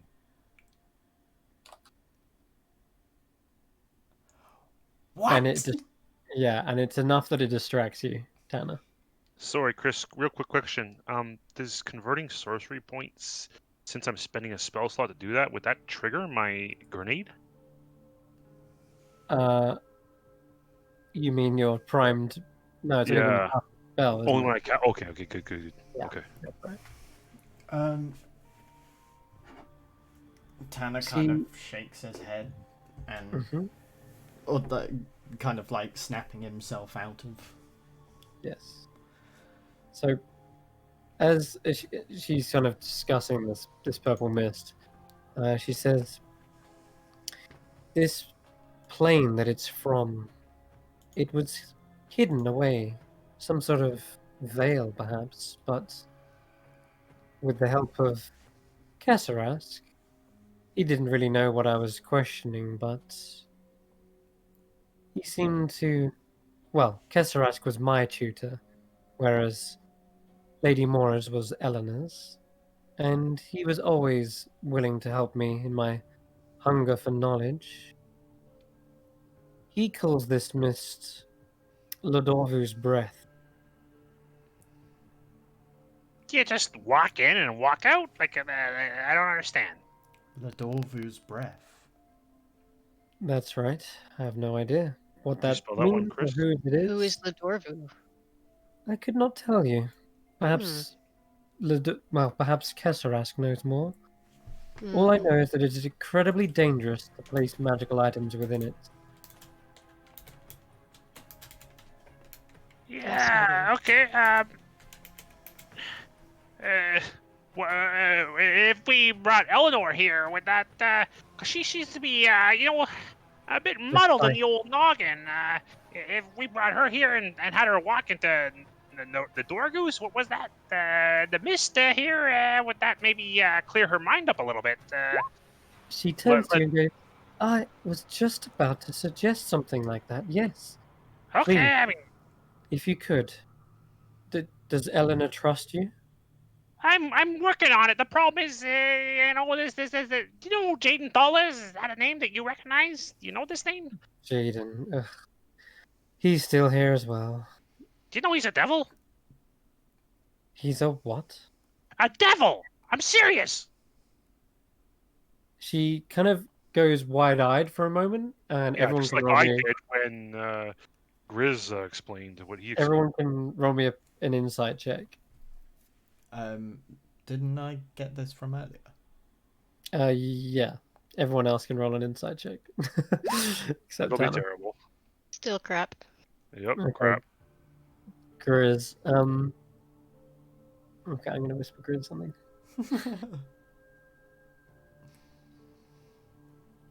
Sneakies.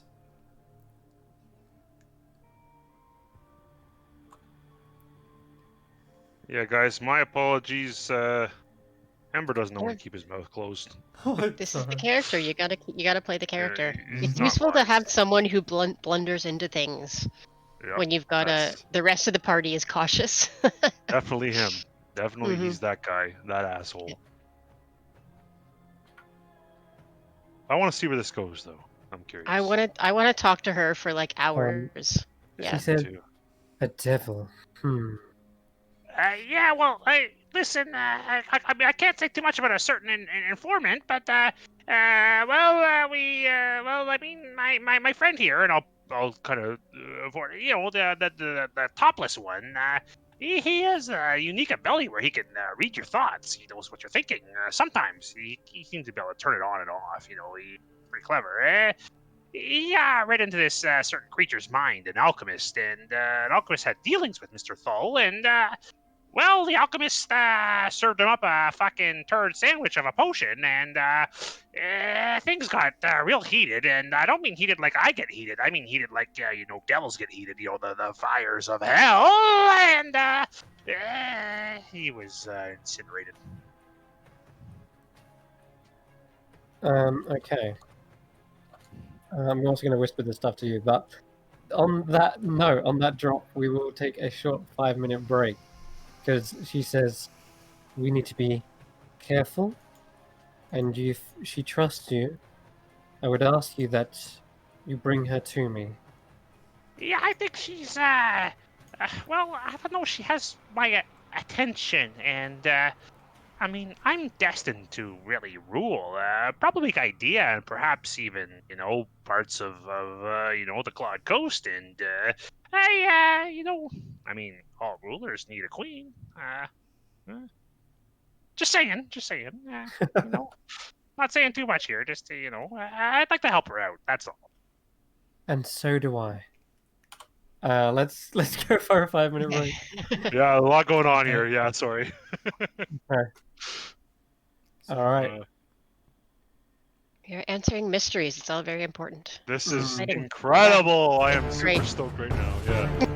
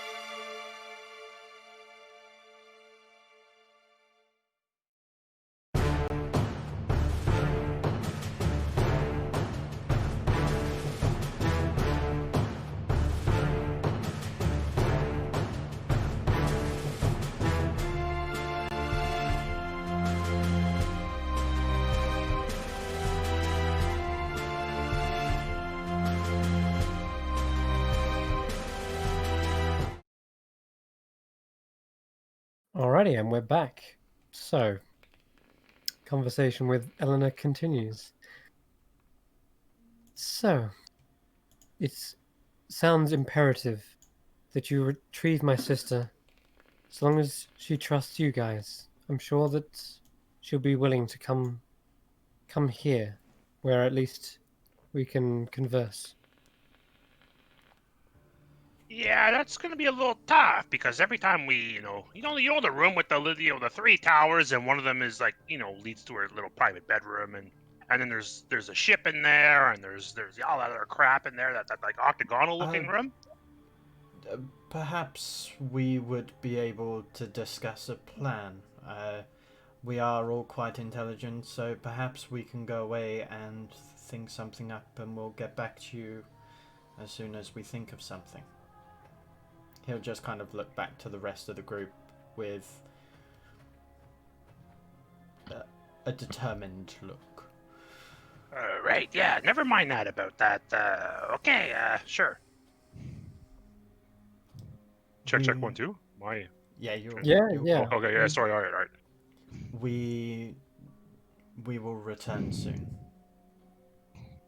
But before we do this, Dia wants to go up close to Sinvala and say, "Can I talk to you just away from the others for a moment?" Woman to woman. She eyes the rest of the group, and she just takes one step back as you approach her, Dia, and then as you ask this of her, she says, "Ah, yes, of course. Please, come with me." And she offers you a seat on a divan, which is like a cushioned sofa, and next to it is a coffee table with a stack of books. One of them seems to be open, and it seems to be depicting some sort of world or some sort of map, perhaps like a globe. And around that is like a net. Bizarre. It's like a spherical net around a map. Anyway, she says, Okay, weird.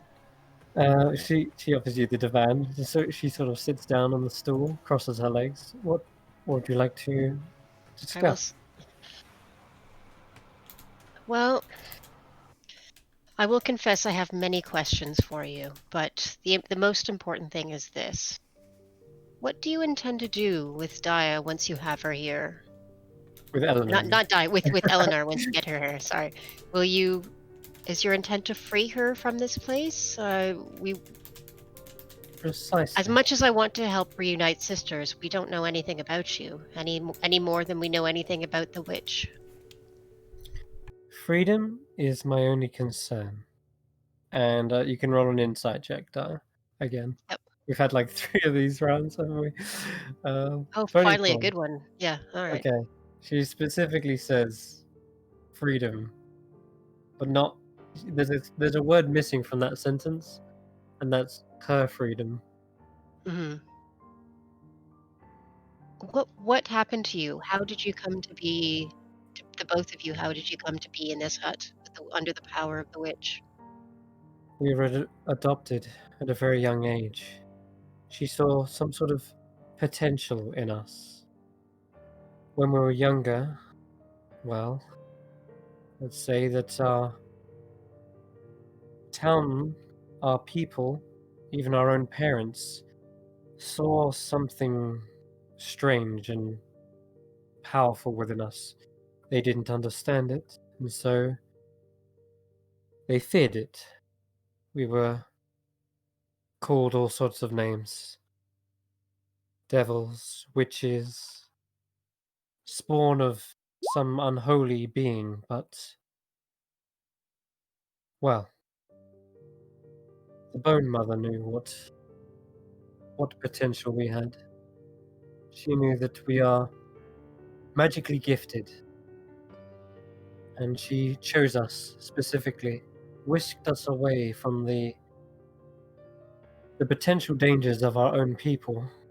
They could have cast us aside, they could have done all kinds of things. I mean, you've heard what they do to witches. Anyone suspicious or different, yes. Of course. So it was a mercy, but... Yeah. Precisely. But We were very young. We didn't really know what was happening. Taken away from our homes, we had our whole worlds kind of built up from the ground. Our mother was then Baba Yaga. She told us that she was going to look after us, that we could trust her. She gave us a gift, an amulet. It was supposed to be a present welcoming us to our new home. But ever since I placed that thing on, I felt different around her. I really did see her as my own mother. I would never wish any harm upon her. Even now, it is hard to imagine upsetting her, though I knew I had to get away. I knew something wasn't right. Here, something I needed to discover myself.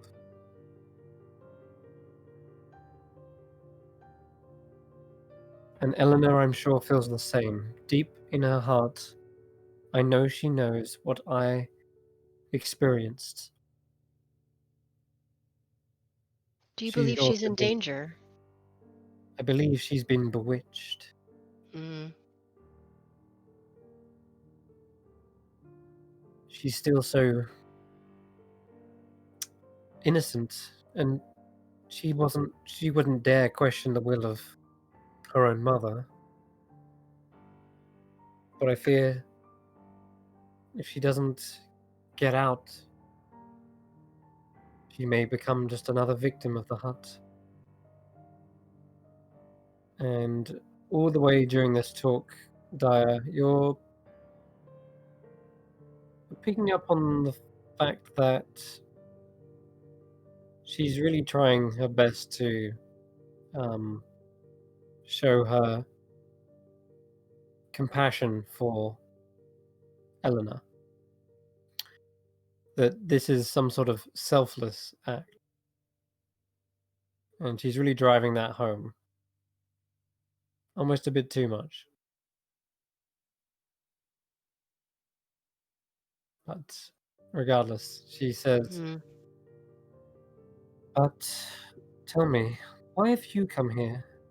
It's strange that you're someone who sought out Baba Yaga. I'm someone who is trying to get away from her."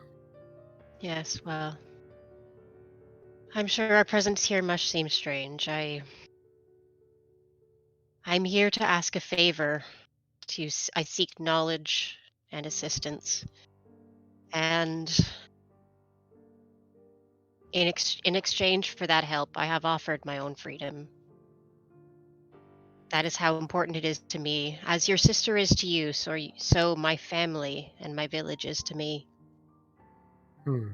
But the longer we stay here, the more creatures we see who are trapped, who have made deals without their eyes open and cannot get away.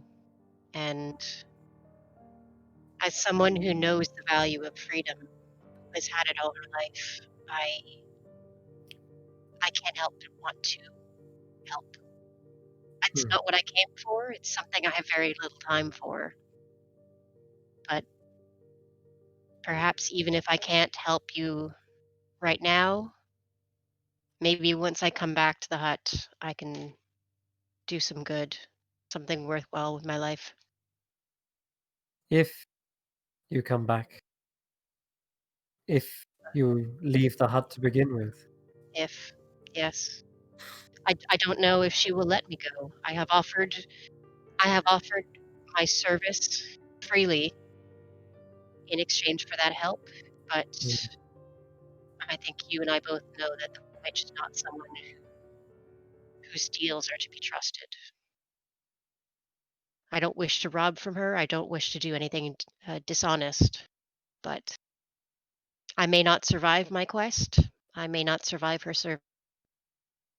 I suppose all I can do is, while we are here in the hut, Hmm.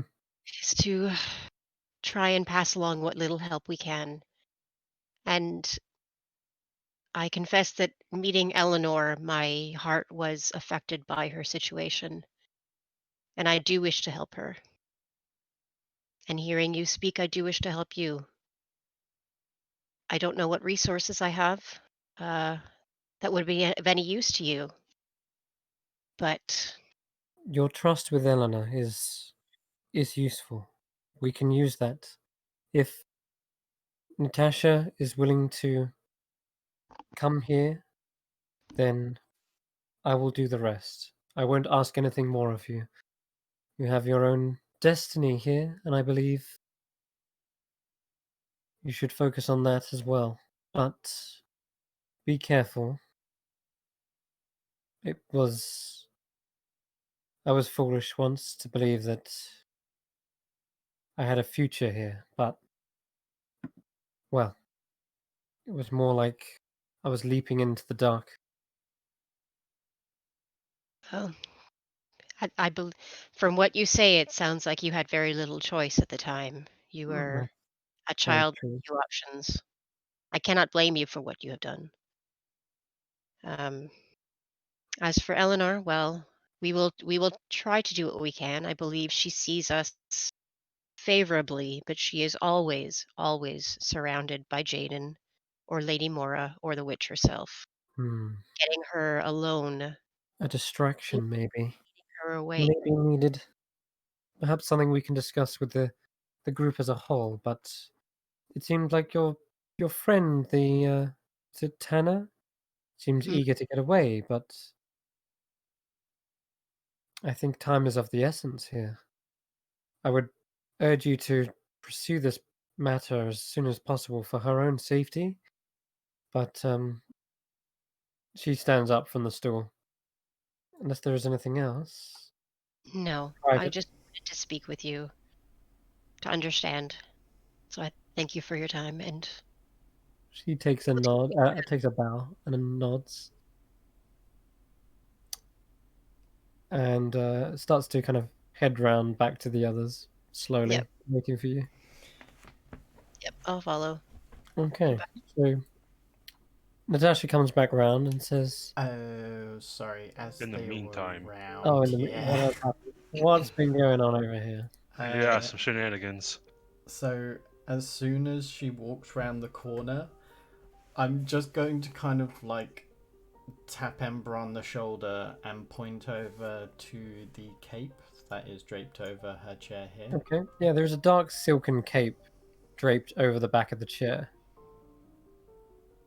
And I'm just going to kind of like I'm going to do like a gangly hand to kind of like say use your mage hand on that, and I walk over to the piano and I start playing again.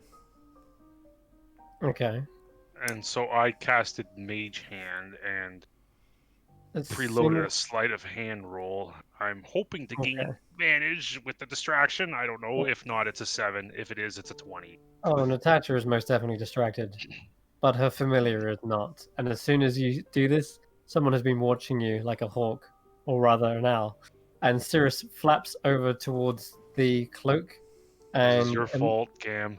and immediately starts like screeching, not incredibly loud, but just like enough that it's kind of warding your your spell away, and it's like rearing its wings up, screeching, and doesn't want you to get even near it or touch it.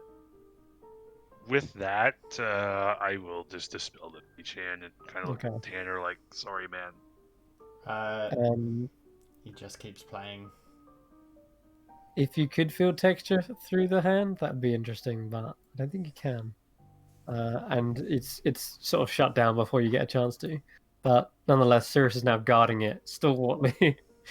Finally, Natasha comes back round, and as she does, she actually goes over to the food here, grabs probably like large bite out of something, and also picks up her staff, which was kind of knelt to one of the chairs, and she picks it up and comes around, And her staff is just a very kind of long, plain-looking one, but at the end it has these two prongs, and seems to be made of like some sort of black metal or something. You're not sure. Regardless, it's not like elaborate or over the top. It seems rather simple and plain. Anyway, Natasha comes around and says, Diabra and I were just discussing that in order to get Eleanor from her quarters, we'll need somewhat of a distraction to deal with Jaden. I would do it myself, but if anyone lays a single eye on me, as I've mentioned, a whole hut will be around. They'll be swarming my room before I can even have Cirrus here take flight. So if anyone has a suggestion, Sorry. go on. So Tono will kind of finish up and close the piano lid, and he'll stand up and just walk up to her. And he kind of almost like looks her up and down before, through his teeth, kind of says, "And how my eyes are up here. And how can we trust you?"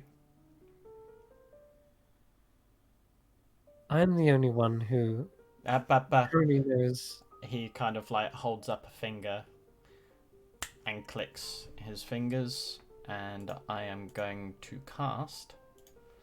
What the hell is going on here? Zone of Truth. Wow. Okay.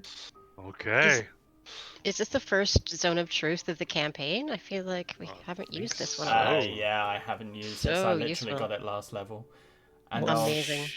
Charisma save. Say to her, I will know if you have failed this, but understand I am not doing this to better ourselves. We are doing it to help the people of the hut who are in danger. If what you are saying is true, you wouldn't lie to us. If you do lie to us, we can simply walk away. It's your choice. Okay, so I'm going to roll a charisma saving throw, is that right? Or she can choose to fail. Well, she can choose to fail. Yeah.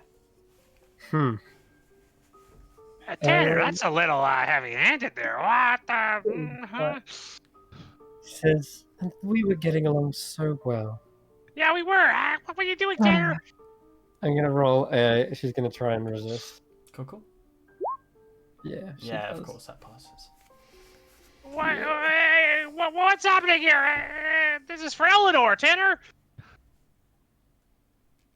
She says, I would urge you not to trust anyone within the hut. That goes for me as well. Then how can That goes for your own friends. She gingerly gestures towards several of you. You can trust me, Tanner. I think you can trust Chris. He's pretty.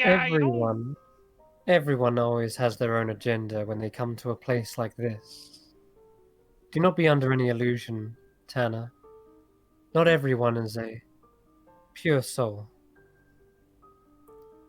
He side eyes behind her. But Eleanor is. And that is why she must be protected at all costs. And she's under the influence of a devil. And what do you want with her? As I've said, freedom is my only concern. That is why I came back. And insight check? Where, in fact, if that's going to carry on from next time. I'll say you can roll another one. Yeah. Yeah. Same as last time. Yeah. No, she's telling the truth. That is what her concern is. It is freedom. Very well. Then we shall call upon you when we have a plan. And he will walk past her. She steps away to let you pass. Yeah, I purposely walk too close Yeah. She pulls back.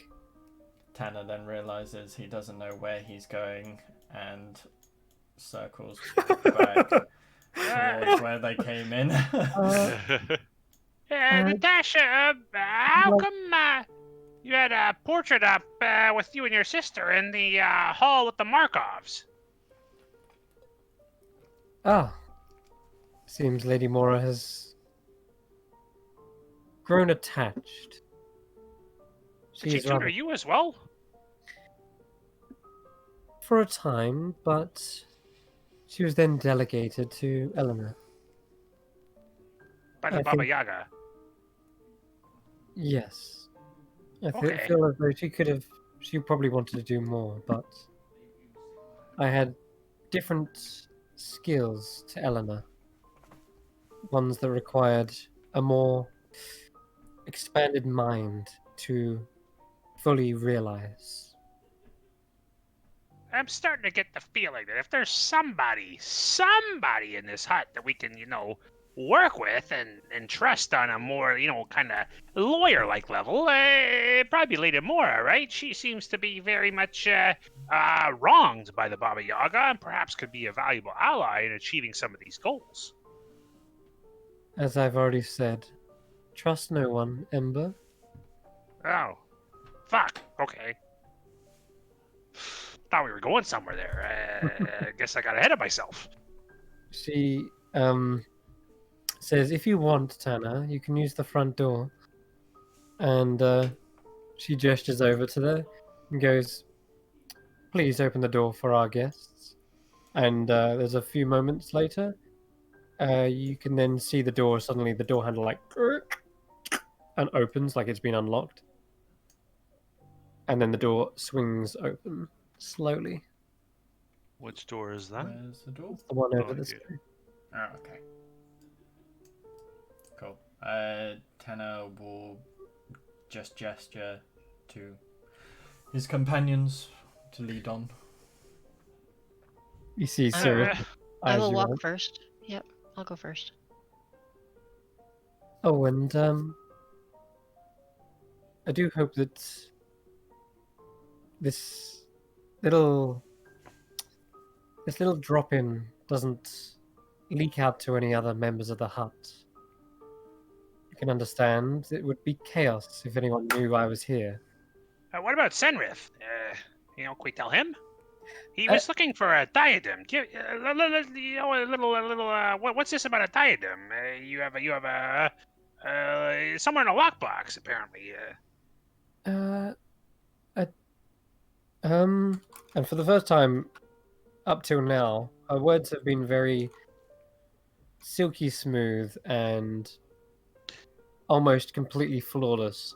Up till now, she's been perfectly presented, but she seems to stutter and stammer for about a good 3-4 seconds for like. I mean, I recognize that conversational technique. The diadem, yes, that old piece. I'm sure it's lying around here somewhere. I'll root it up. Should we take it to him, or he looks pretty scary? Maybe we shouldn't just, I kind of want to leave him in there. To be honest, he's kind of creepy. I'll find it. She's looking around as if not even she knows where she placed it, and no one even needs to roll insight for this to tell. She doesn't seem to have a clue what you're talking about. But she's trying to act like she does?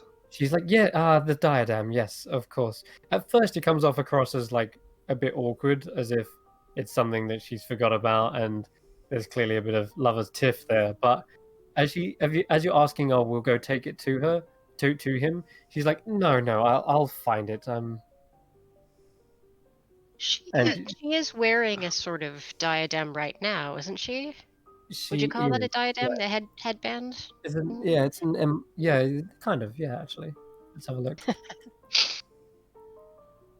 Yes, she is. Yeah. She does say though, I'm sure it's around here. I'll find it and I'll give it to you when you next visit. Sounds fine by me, Grizz. I don't know. Yeah, I will make a little bow and I mean, I don't really like Look- that look- Senrith guy. He's kind of creepy. look at the diadem as I bow to her and sort of wink. And then, yeah, wait at the door for the others to catch up. Indeed. Grizz, Tanner, lead the way. I gesture for them to go. All right. Marcus, you good? He's dead. Marcus, Yo. you good? Yo. Yeah. You're so quiet over there, my man. Okay. Okay. Yeah. Sure. So good. Alrighty. Just before we leave. Ba-ba-da-ba-ba-da. What? You're gonna pop it anyway. Uh-huh. All right. Ever the suspicious paladin, casting divine sense as he walks out of the room, you suddenly figure there is it undead celestials and fiends? Okay. You don't pick up any. No celestials, no fiends, and no undead in this room. But no vampire Count Strahd von Zavarich?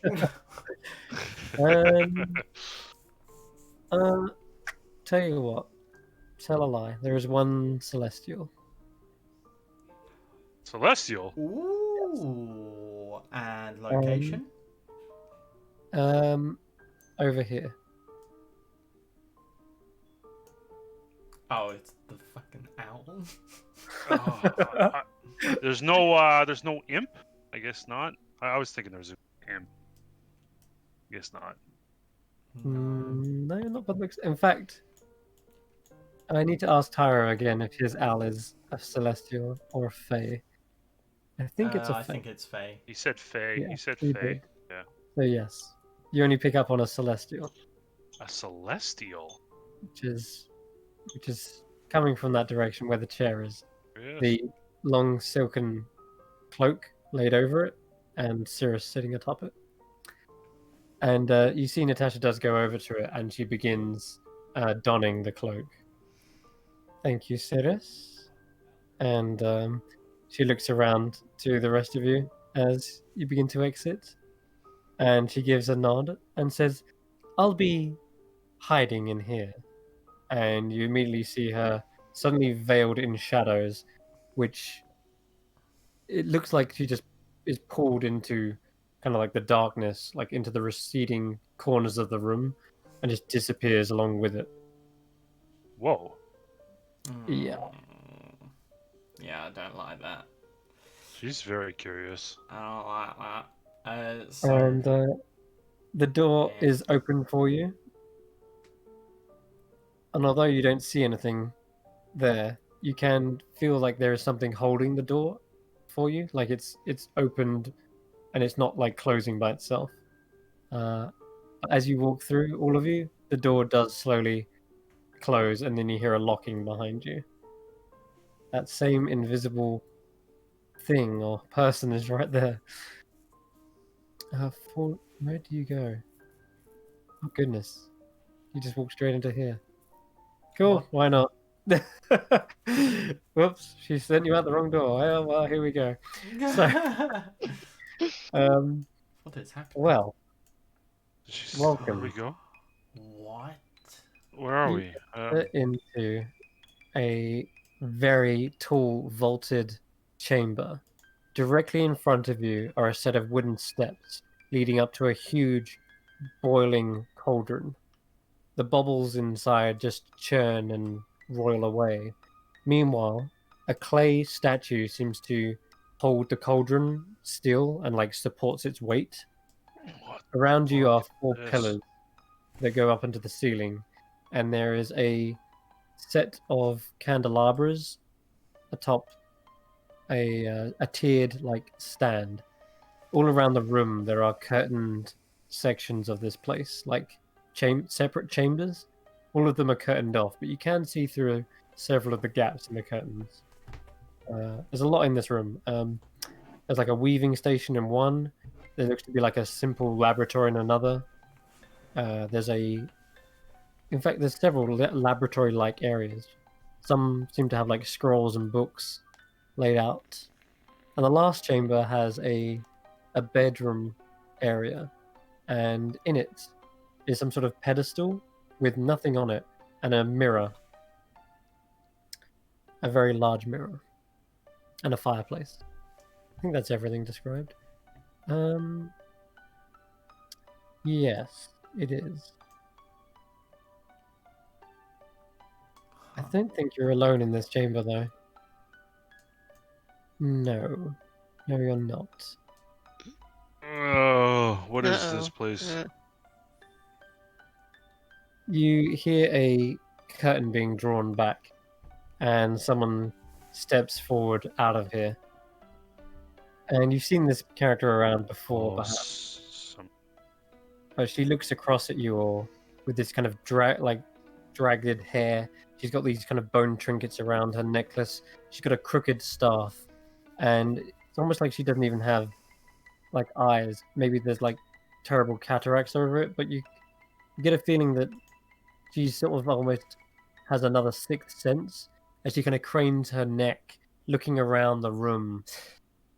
You can see a tongue actually comes out, and it's forked at the end. And she sort of breathes in a sharp inhalation and says, "What are you doing in here?" I'll just turn to Grizz. Hey, Grizz, here's your night hag.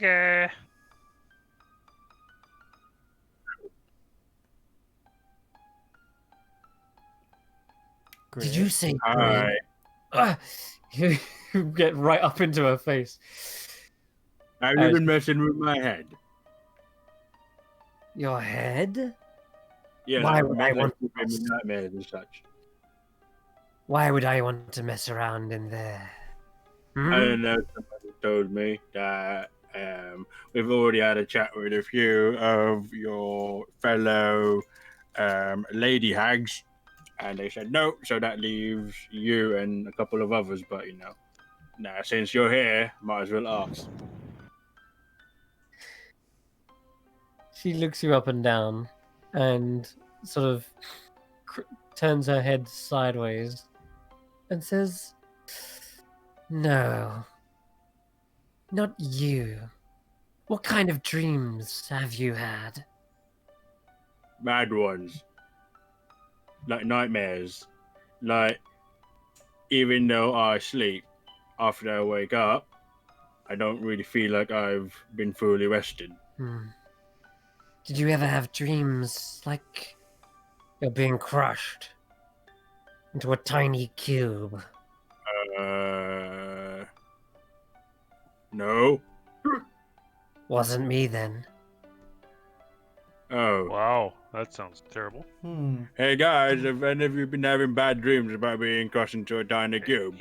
Yeah, what was that? It's her. Okay, well, if it's not me, then What were you doing in my room? Definitely, you've been messing with my friend Amber's head. Can you I'm not gonna come do right that? up behind Grizz, but not like to the side, just still behind him because I want him. What are you doing in my room? Oh, do you want me to get out of the way, Amber? There we go. No, stay there. Stay there. She kind of gets close to this stand of candles and lets out a sickly laugh. That's not funny. You think you're funny? Not funny. Everyone gets the initiation when they come here. Yeah, I passed, because I'm stronger than you. Well, then maybe you're ready for the second initiation. You don't want to play with fire, because you might get burned, lady. Listen, you stay the fuck out of my room. You see her face suddenly go smooth. Her hair, which was all in, like, rags, suddenly goes silky smooth. She stands up straighter. Her form becomes of this beautiful, alluring woman, and she says, "Oh, I'm not afraid of fire." And she pinches one of the candles until it burns out. You think you're so tough, eh? I'll step up and pinch one of them as well. Oh, roll a d100. Oh. 85. Oh my goodness. You also turn into a pretty lady. There you go, Tanner. So, as she does this, and as you do this at the same time, as the flame is extinguished, the smoke begins to rise up, shifts and changes into the shape of a skull with long pointed teeth.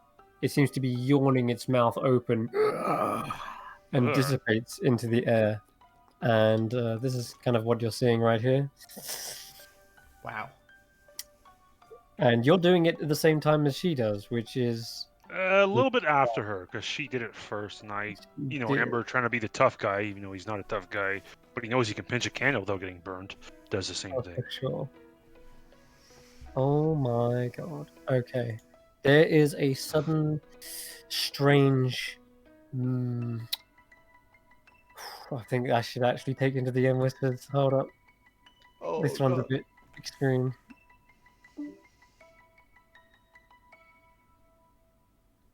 What is going on?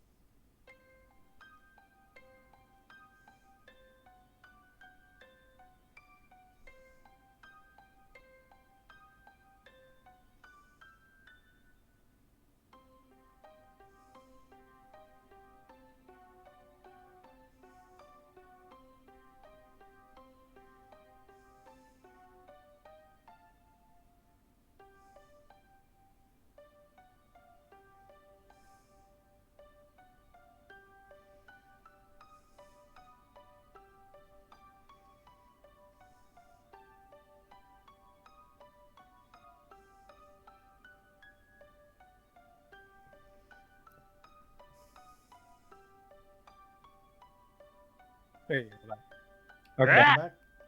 Ah! Meanwhile, I better roll one as well, hadn't I? 59. As she extinguishes this, she sniffs in that smoky skull and seems to savor it for a moment before her eyes open. And let's see what she just did. Oh, goodness. She... I guess you're closer, Timber. What? Hold on. Yeah, that's bizarre. Okay. She begins to look at her own hands, and then her hands reach up to her own hair, and she's feeling around, like, just above it. And she says, well, this is new. And I'll lock eyes with her and You're lucky, you don't bleed like the rest of us. She begins to try and mirror your mannerisms, Ember. Even to the same sort of, like, hand gestures as you're saying that. Stop doing that. I don't like that. Is this what it feels like to be on fire all the time? It's a wonderful feeling. It's really warm. It's like a warm blanket. That's how Tyro describes it. And what does it feel like to be me? do I feel like her? No. Okay, Unless you count what I said earlier to be that. What does it feel like to be old ugly and sneaking into people's bedrooms? Like a fucking slime ball is what it feels like. What? She immediately turns nasty again. Her face melts away into that kind of scarred cataracts. Her hair kind of goes into rags. I'll turn to Tanner. just as she's muttering and talking nonsense. Tanner, don't trust this one. She was in my room and she tried to, I don't know, she tried to close it in on me, and I'm pretty strong, and I kind of pushed her away, but she fled like a coward down the hallway. I didn't really tell you guys about it because, honestly, my memory was kind of wiped the next day, and I forgot to mention it. But I remember this now, and you're a coward, Mathilda, a coward. And you are a fool. A fool? Yeah. A fool doesn't rule. You come to this place thinking, what? Did you gain something? I You gain only every ever- day. I grow in power. And yet you are blind to what you lose. Yeah. Your humanity. It's already shattered. You just haven't Well- seen the pieces lying on the floor. We'll see. We'll see about that. And suddenly you're keenly having a flashback of when Baba Yaga herself smashed a mirror in front of your face, pieces falling to the ground, and Snugs suddenly shifted them up. Now get out! You're not even supposed to be in Baba Yaga's quarters. She hisses at you. Ooh, I thought we were in the summoning chamber. That's a little, Yeah, about that. We kind of just, we're going for a little stroll. See, we got an access pass now, right? Tyro, show her the paper. We're okay here.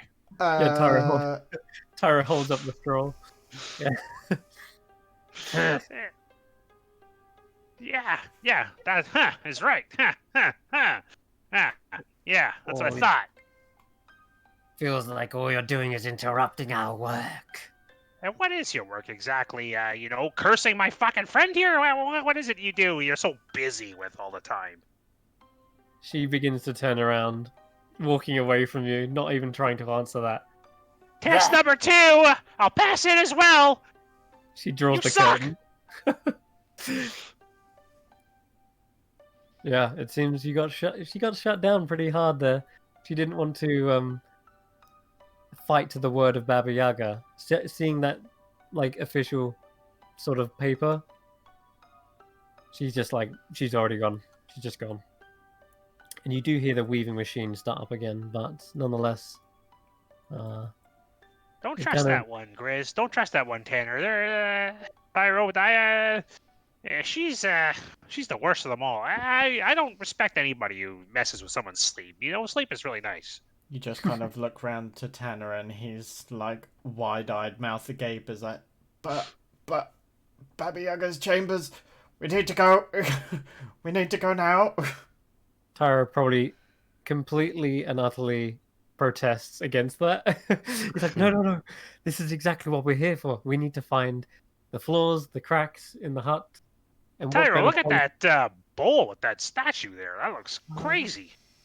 He would definitely be fascinated with this. I'm going to have him roll a Arcana check to begin with, because it's something that he would try to figure out. Never seen anything like this. It's swirling with some sort of magic mana. Grizz, have you got that lens? Yeah, right here. See what you can tell me. Tell me what you can see, and you can use the lens or one of the charges on it if you wish. Mhm. Okay, there is a let's have a look. Lens. There it is. So as you see, Grizz adjusts his little monocle. It suddenly flashes with a brilliant olive color, but more than just the casual olive you've seen on casual. It's sort of like dim olive, like an aura that's just slowly humming there. This is instead the brightest, most vibrant olive color you've ever seen, and all you can imagine is that this thing must be brimming with transmutation magic, the likes of which are beyond simple spells. It might be something beyond 6th level spell. Who knows? You're not sure. You can roll an Arcana check, because Tyro seems to be absolutely at odds about it. But I guess, Grizz, you can have a hazard, I guess. Yeah, it just looks like very powerful transmutation. Very Yeah, powerful. guys, it's not just transmutation. It's like extra transmutation. Ah, Fascinating. Tyro begins scribbling some notes. We'll have to test it. Okay. in goes cahoots. What do you Dips his do? little pinky. He puts his pinky. Oh no, Marcus. No. Oh no. Yes. Oh buddy. Yes. Oh shit. Do Oh no. You said test it. Do it. I'm only testing it Oh. the way I know. Okay. Oh So- god, what the fuck is about to happen? You stick your hand into this cauldron. Just a pinky. Yeah, just the pinky. Are you going to like leave it for a second, or are you going to like pull it out immediately and then kind of lick it? Yeah. Okay. You can roll me a contested. It's going to be the strangest thing. You're expecting a D100, but you can actually instead roll me an athletics check. Okay, you managed to pull your finger free, but for a moment, it felt like something suddenly grabbed a hold of your finger. Like, it felt like a fish, like a large catfish had just gummed your pinky and was like pulling it in. Like your finger was just like a worm on the end of a hook, wriggling. And it comes out, and you're no damage, nothing's been done to it. You definitely felt something was in there. Oh wow. Yeah, careful with that one, guys. I felt something like tug, like I nearly pulled me in. Huh. What's What? it taste like? Oh, as you go to taste it, so it tastes like cherry. Ooh. Actually. Yeah, tastes like cherries. Grizz, stop. Eh, Oh. tasty, Grizz? Yeah, it tasted like cherry. Oh, well, it's moving. You do see it moving. Suddenly, there's a shift. The cauldron tips slightly, but it is then supported by, again, its weight. But you can tell the clay golem suddenly lifts up and flexes its shoulders slightly, and then its head looks up and turns to you, Grizz. But it doesn't make any more movements after that. It just Sorry, stares. just looking. Ah, shit. Ah. Mm, Ah. Where is that thing? There it is. So do you feel better now? Do you feel like you're not going to What is have that? nightmares anymore, Ember? That's what the clay golem looks like. fuck. And there's the cauldron in the background. Grizz, yeah, I didn't really have nightmares. It was more like I was starting to fall asleep, and this creature was in my room, like over my her, and I'll point over towards the. She was mucking about and making me feel like the room was collapsing in on me, and it was all illusion and a trick, I think. I'm not sure, but I stretched it off and chased her out of the room, and she took off. I didn't really get a look at her. All I saw was like her hooded, hairy, ugly ass head. Yeah, things. It turns out that she wasn't the one that was messing with my head. Actually, you know what? That reminds me. She was messing with me, so it's probably not the one messing with you. I still think it's Drydy, honestly, Grizz. Probably, given what Daya described to us. Sorry, no. What were you saying, no, Marcus? Sorry. No, I was just like, has Mathilda left the actual chambers, or did she just go in this? You went behind the curtains and drew them closed. Oh, never mind then. God knows Is what she is must- is Matilda a member of Baba Yaga's coven? Mm-hmm. Do we know which other witches are part of the coven, or like why she has permission to be in the room if this is Baba Yaga's room? Well, we've already seen Matilda with Drydy two and other. Green Yeah. Was it Dreldy? It was Dreldy. Dreldy, Sorry, Toe Dreldy, Stealer. All I know is it was And the one with the Rotten spooky Ethel. eyes. But the thing that Yeah. was weird is that the That was night Dreldy. hags, the Tinkerers, said to us that it's weird that one of them is apparently a green hag and the other two are night hags. So that's kind of weird. Like the night hag said that Yeah. that normally wouldn't be a thing. So Yeah, it's that's mysterious. yeah. She said So, there's also Annis hags, Bure hags, and they did that whole Disney musical describing yeah. every type of hag. Yeah. Grizz, you hear a burp from the cauldron, and everyone, I guess, does as well because it's pretty audible. But it's only because Grizz just stepped away from it that I mentioned to him. He's kind of got the closest look at it. But yeah, you just hear this kind of like belch. Maybe it was like a particularly large bubble popping. But Grizz thinks there might be something in there at the very least. From inside the cauldron. Yeah. Tyra's like steps down from the steps.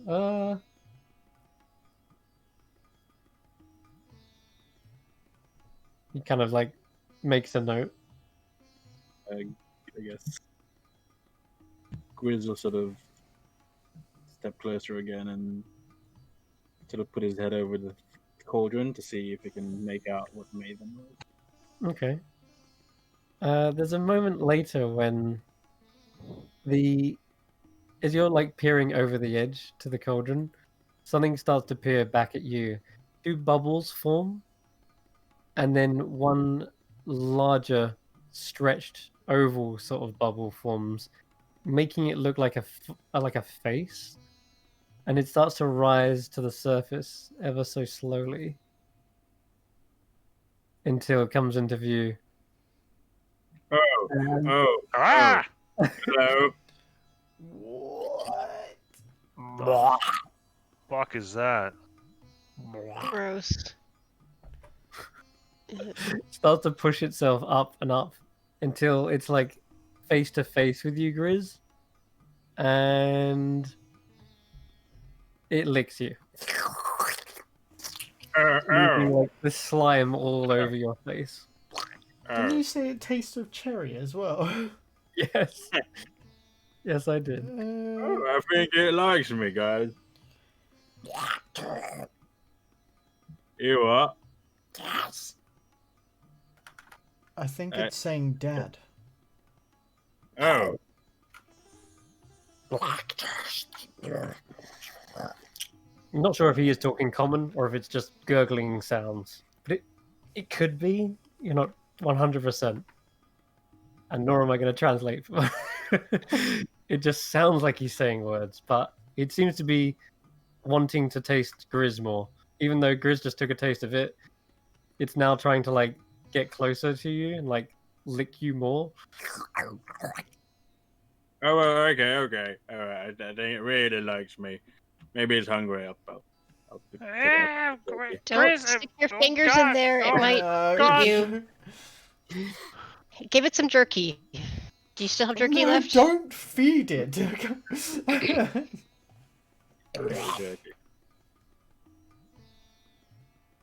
Okay. Did you say you give it jerky?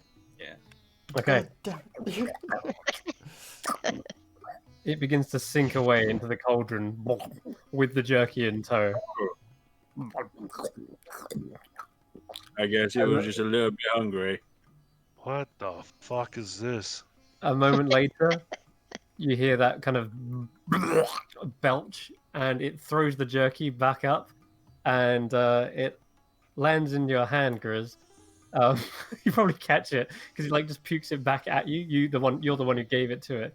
It pukes it back out. However, the jerky looks like it's glistening with some sort of viscous substance, but it looks different. The shape of it is unnatural. What? It's like the shape of yeah, I'm gonna say it's like the shape of a star. Oh, I like stuff. The jerky is the shape of a star, or the Yeah. creature is? The The jerky jerky. is. Yes. Why? What? Why? Yeah. It's changed in texture and color as well, but it's almost unrecognizable. But you kind of look at it, and it must be the same piece because you only just put it in there. But it feels like jerky in your hand.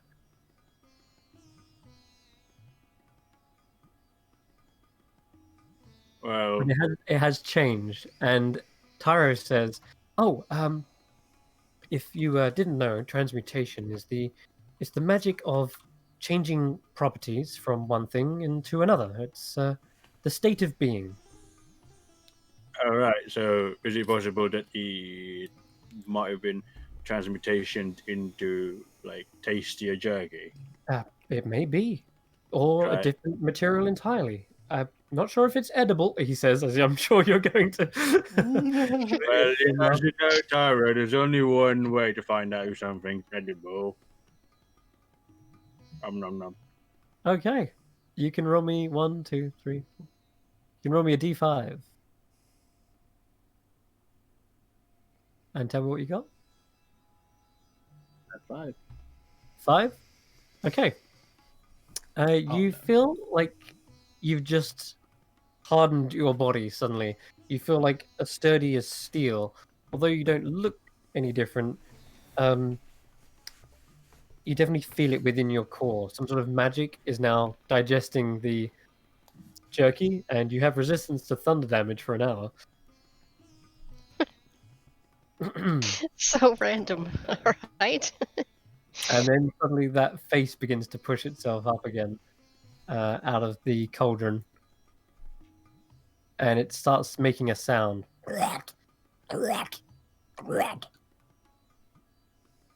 Sorry, I'm fine. I'll stop now. Right, maybe, that's quite nice, actually. It kind of looks around at the rest of you now that he's kind of just been fed? Question mark. And yeah, kind of looking at this guy. Wait, do you need to get out? It doesn't look like he can leave the cauldron. As it does, it sort of spills slightly, and then the golem holds the cauldron fast. Tyro, you say this creature can change things. I'll kind of consider things for a while, and I'll then reach on my neck, and I have the brooch of shielding on a chain around my neck. I will Yes. clasp it. I'll think about one of the original reasons why I came here, and I'll think maybe this might work. And I will step up. Well, Okay. don't bite my hand off here. Let's see what happens with this here. And I will try to hold the amulet over its head and just All have right. it bite the magical portion of it while holding Yeah, on to the chain. It says the same thing it has been saying, but extended and drawn out. And he Mark nods off it. a brooch of shielding on my. Yeah. Bye Okay. bye brooch of shielding. What rarity? What rarity is brooch of shielding? I don't know. Let's check that out. Yep, that's what I need to know. Oh boy. Because it's an Shielding. uncommon. Oh, Right. it's uncommon. Good. Okay, cool. Definitely not rare enough to be what I'm looking for, but it might be interesting. What is it you're what are you looking for? You're wanting to turn it into a sultan's sort of emblem. Oh, a lamp. A lamp, right? Oh, That's, right, a lamp. yeah. Yeah. Huh. That's the here. Whatever. That's my background Okay. stuff. Sorry. Well, let's figure this out because it gives you resistance to force and immunity from the magic missile spell, which is pretty impressive already. I'm trying to think what a rare version of a brooch of shielding would give. You see it swirling around the side, and whatever this thing is doing, it seems to be magically altering its properties. And it's doing this for a while, a lot longer than the simple piece of jerky was. And you hazard a guess, even Tyro chips in and says, it's likely with just a simple mundane item, it was able to just magically enchant it with something temporary. But if you put a whole magical item in there, I'm not sure how long this could take. Yeah, I might have just screwed up there. That might be, shit. I'll step down. He continues to mulch and like spin and turn and stir and bubble, but whatever it is doing something. And occasionally you hear it surface, and the face shows up and it goes Ah! Oh, and you're disappears back! again.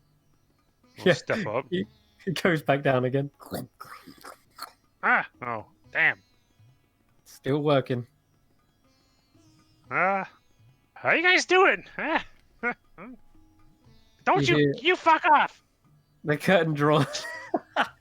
The curtain draws and says, What is making all that racket? Ugh, will you leave Crud alone? Crud? Crud. Yes. How appropriately named. You didn't put something in there, did you? Never. I would never feed such a hungry creature. That would be just downright inappropriate. Then why is it? she starts walking over to it. Hey, you get out of here, okay? Listen,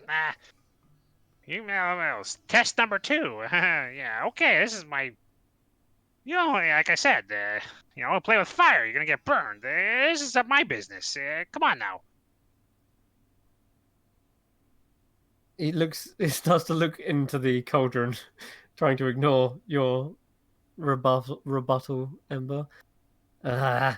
She looks around for some sort of object to like fish it out with. No, get away! Grizz, get her out of here.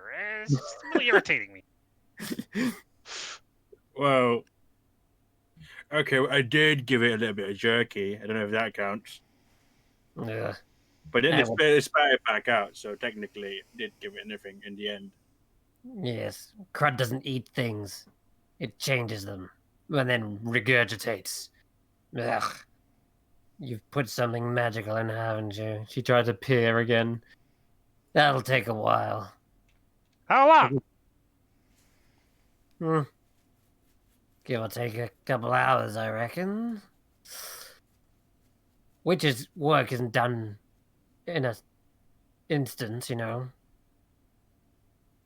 What Aren't you is curious the to see what purpose? pops out? Mm-hmm.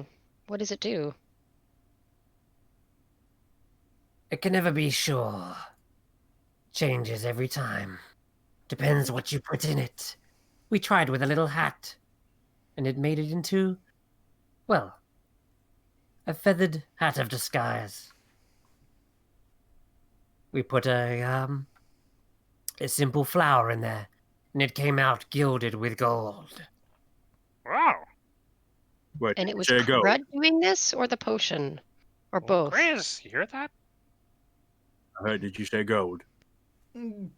She turns. I did. Guys, got any flowers? Or Do I? lumps of coal, or even iron. Oh, hang on a second. What have I got? Grizz, put your axe in there. Iron Head, right? Yeah. Don't put your axe in there. Oh, no, I could Do it, well. Marcus. Do it. Do it. Do you feel lucky, Marcus? Oh my god. Ask yourself. Such a bad idea. Oh, wait. If I've got gold already, if I dip it in, will it make it extra gold? I've never put gold in there.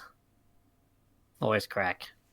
Well, I mean, if you said that if you put like something metal and it turns into gold, surely Yeah. if you put gold, it'll make extra gold, right? Yeah, no, I really like that.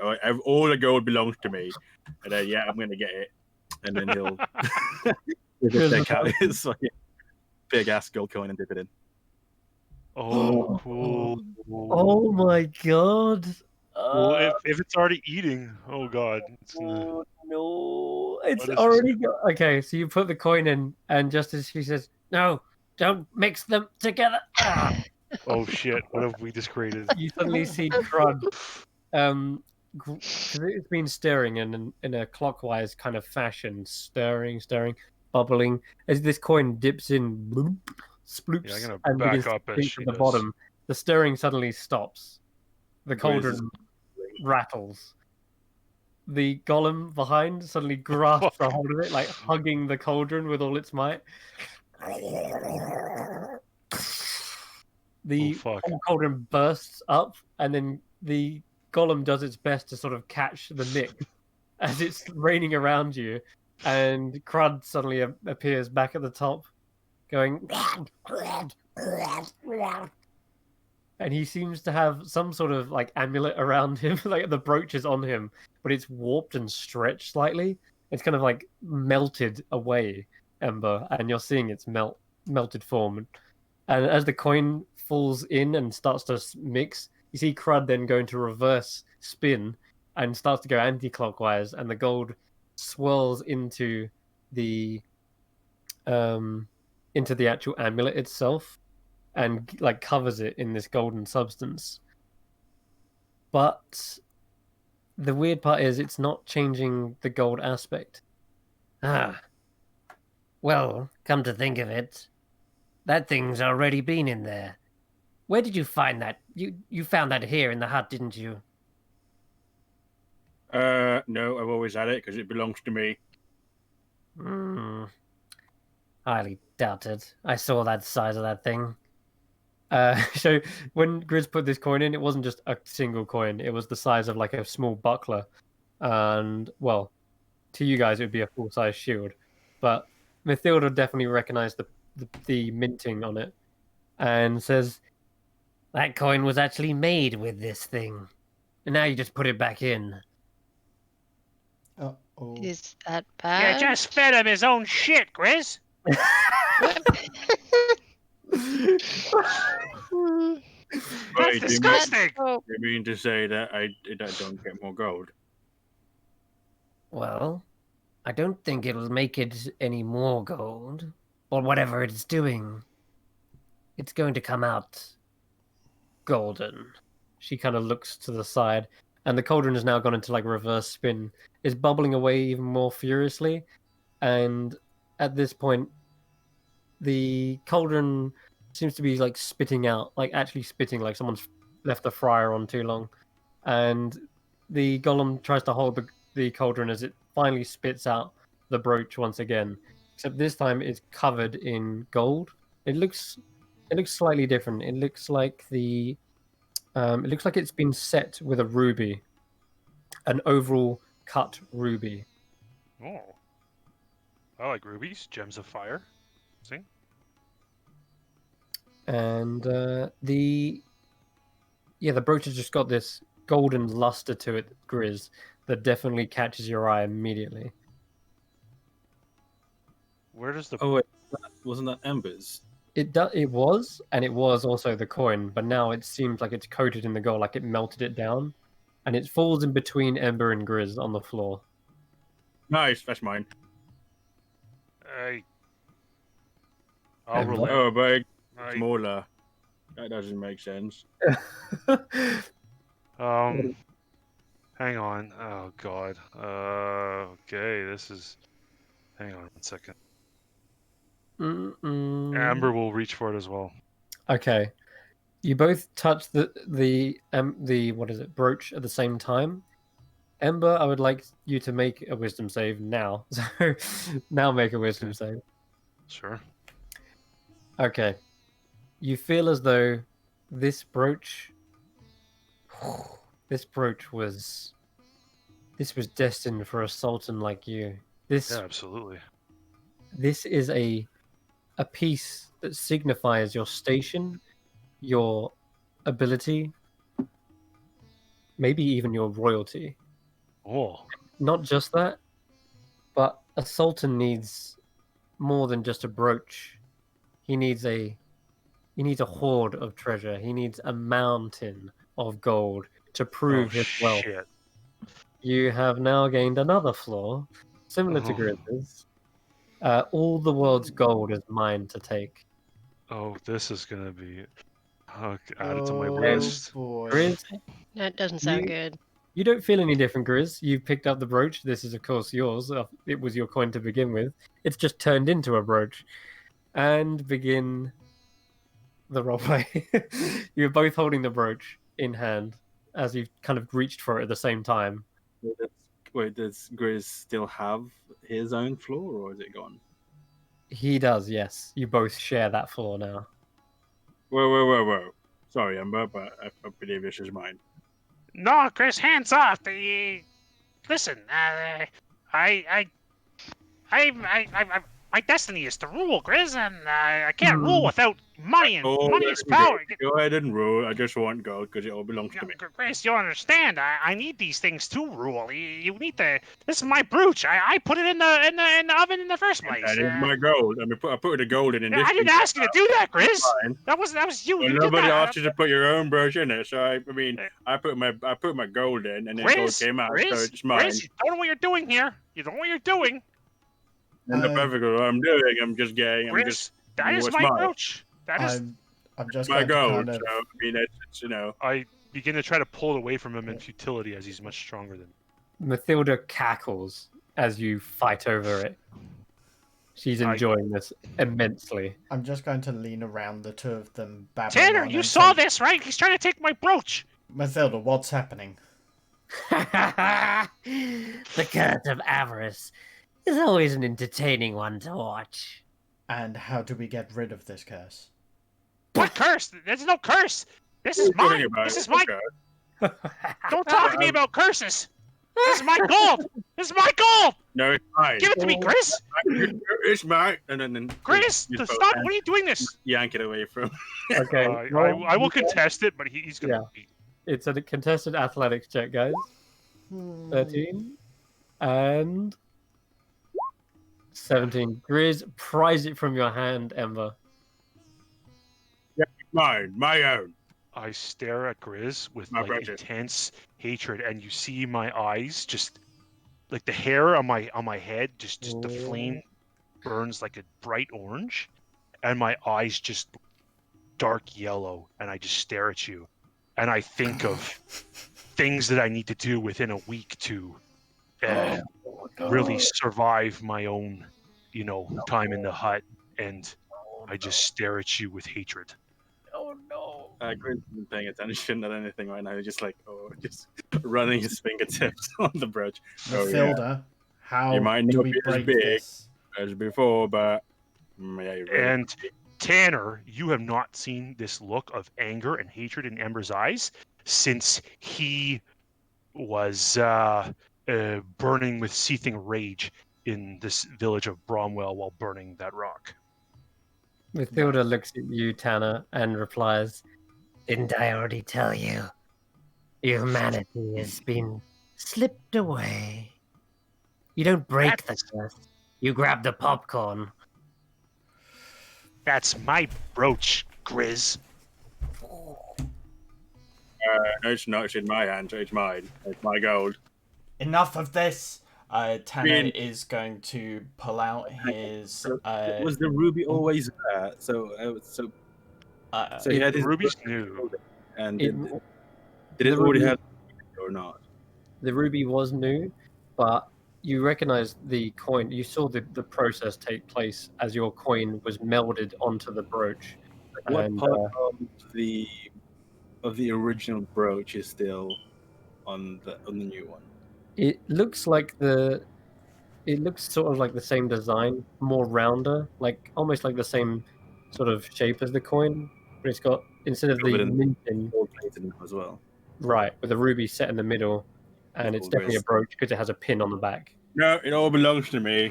Yeah. Got my gold in, gold came out. Gold yeah, Chris, it'll be yours for about a week.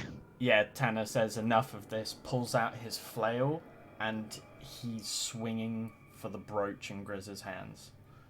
What are you doing? No. Okay, roll to attack, Tanner. 19. A 19 definitely hits.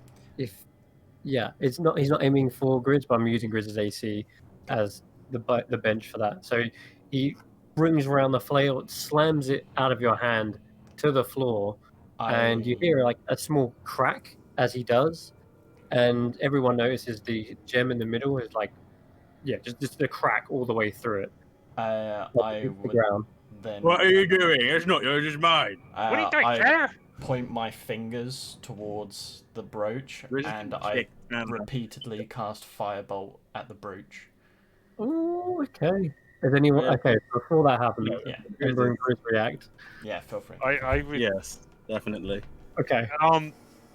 Ember's being the plot his long game here, so he knows that Grizz is stronger than him, so he's not going to try to grab it from Grizz again out of a matter of pride, but inside he's seething with burning rage at having it taken from him.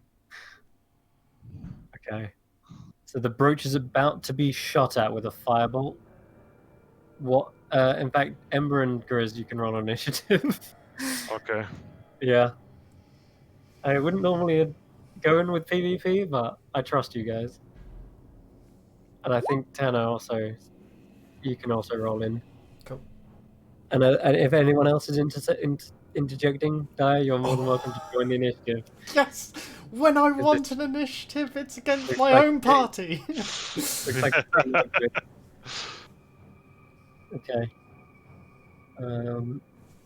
Meanwhile, like I've mentioned, Mathilda is simply cackling and watching this unfold.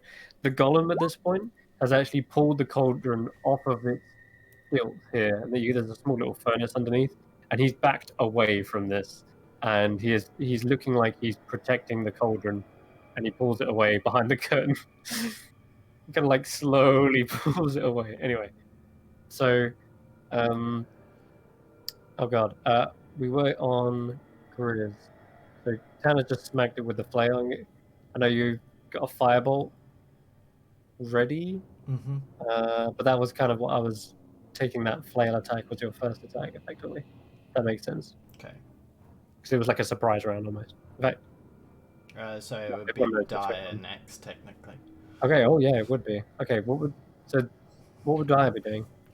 I'll shout over to Dyer. Help me! Stop them! And don't, for God's sake, touch the brooch!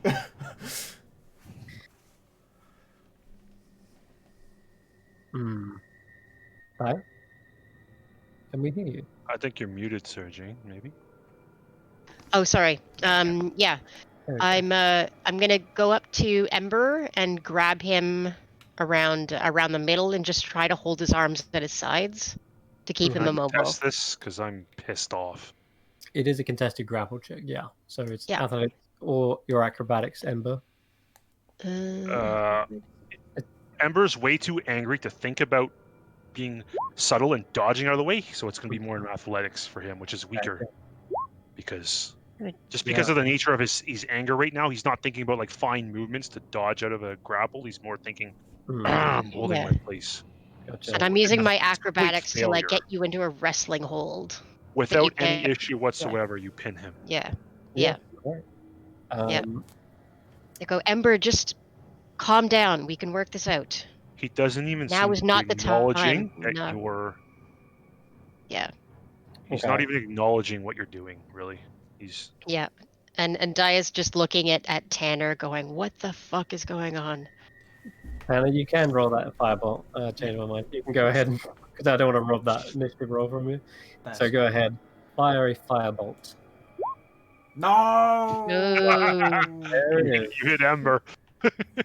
Yeah, almost. It's on the floor, so I'll say it just scorches across, and it almost looks like the brooch almost evaded and positions itself right in between Ember and Grizz. You don't know whether it was trying to move, or if you just clipped it on the edge. I don't suppose I could use my protection on the brooch. No, I'm saying no. Not like, because it kind of falls over here on this square. It is then Grizz's turn. Is it a free action to pick up the brooch? Yes, I would say so, but... Dana, I mean, that's not really nice. I mean, if you want your gold, well, I probably should still have it, but if you want treasure, you can find your own, but this one's mine. I don't want it. And then he's going to pick it up. He's going to pick it up and put it in his loincloth. Oh, no. Oh. Alright, Grizz has got possession of the ball. Back to Ember. Unless you want to do anything else. And then he's just going to back off. Yeah. Attack of opportunity, and Oh no! Tanner's gonna spin his flail and say, "I'm sorry, Grizz, I didn't want to have to do this," and he's going full James Bond style. Nice. That's another God. 19. Wow. Wax him in the balls. I'm looking for the brooch. Please roll. Please, I've got 4 targets. please roll the Brute damage. shielding has 1 shield for each gonad to. Oh my god! No, I just want Tanner to roll the damage. So Yeah, Hold on, before we go on, does the brooch technically have half or full cover?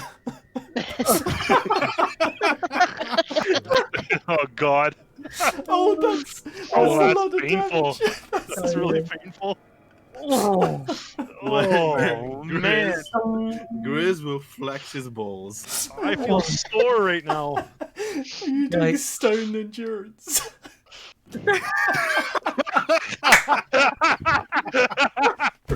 Your flail bounces off. Balls of stone. those aren't stones; those are boulders down there. Oh my god! Yeah. All right, so your flail impact. And then, so the Grizz will just sort of like look down and then look up at Tanner. And then he'll wink and then he'll Is just this real? go out through this door. Yeah. Oh no. They didn't even flinch. Oh, no. Grizz runs to the door, What the fuck? Oh. opens it, and where does he reappear? Let's see. God. Okay, just checking. You reappear That's so in the bathhouse. Yep, he comes over here. Oh wait, 14. Yes, top of the bathhouse, right there, Grizz. Lovely. Okay. God, whose turn is it? Mine, unfortunately. I don't know how to Okay, follow yeah. that up. That was too brilliant. I have just a quick player to DM question. Yeah. If someone's under a magical effect, and then Yeah. that's like a mind effect, a psychosis, and you Mhm. institute some other kind of psychosis, how does that work? Do you, I guess I'll have to find out, or how does that work? Depends on which one it is, because if it's like something that's going to incapacitate you, then that would override it. But if it's something that conflicts directly, I'd maybe try and roll off and see which effect is more powerful. Okay, Well, I'm gonna. Do I see Grizz still? Is he still in my line of sight? I will say though, most effects don't overlap. So if someone's charmed, you can't charm a charmed creature, right? Does that make sense? Right. So suggestion Yeah. will do nothing then, is what you're saying. Yeah, no one's charmed, are they? No. So no. Right. Okay. Well, then let's see what happens here. I will, so I can see Grizz as he's leaving. I will spend a 3rd level spell slot. Jesus Christ, because I've used He's almost not charmed. everyone. He's cursed. Clearly. And I will say, Return what is mine now, Grizz. Okay. Roll a wisdom save. and I will cast suggestion. This ember is. What was that? Wisdom save. Yep.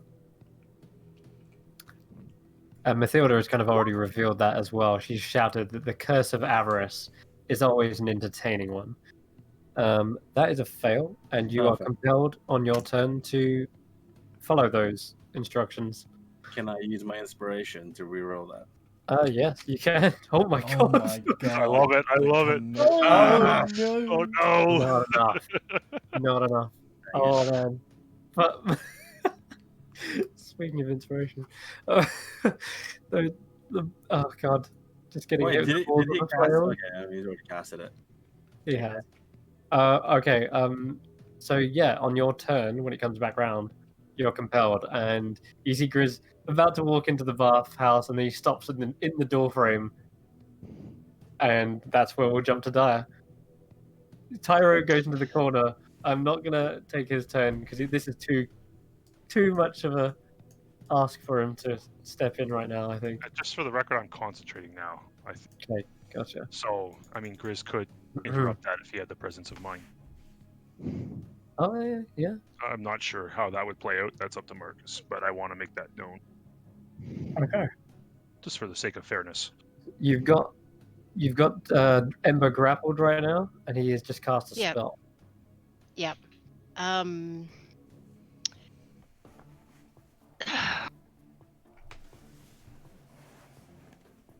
I'm going to take one of my headscarf, and I'm going to try and gag him with it so that he can't cast any more suggestion spells. Okay. So yeah, like from behind, kind of wrap it around his mouth. How does that work with disadvantage? I try to contest that, or because I'm grappled? No, I'd be you're restrained. Grappled, yeah. I'm just you grappled. are grappled. I don't want someone But putting a damn scarf in my mouth. You also only have one hand, because I'm still holding onto your wrists. So that might be Yeah. disadvantage for me as well. Okay. Let me think. Or would that be against my AC of 14, maybe? I don't know. I will say you can make another contested athletics check. You're still grappled, but make another one to see if you can actually gag him in a. Okay, yeah, somehow managing to like contort, twist her arm around and brings it around to your mouth, gagging you.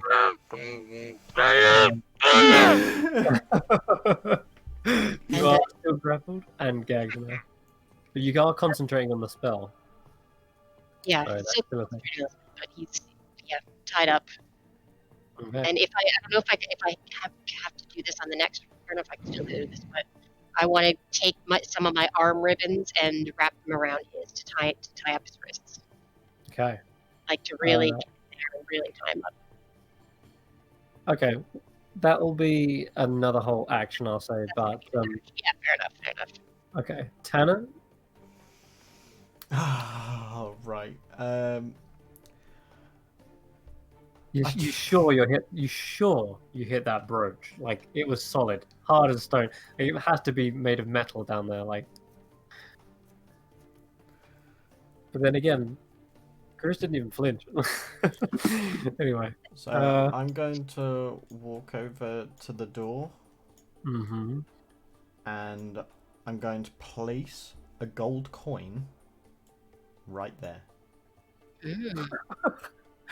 Okay. And I'm going to have my flail ready, and I'm going to hold my action for as soon as Chris comes back through the door. And I'm just going to go. Trying to catch an animal. A skittish bird. All right. Cool. That is your turn, Tanner. Grizz.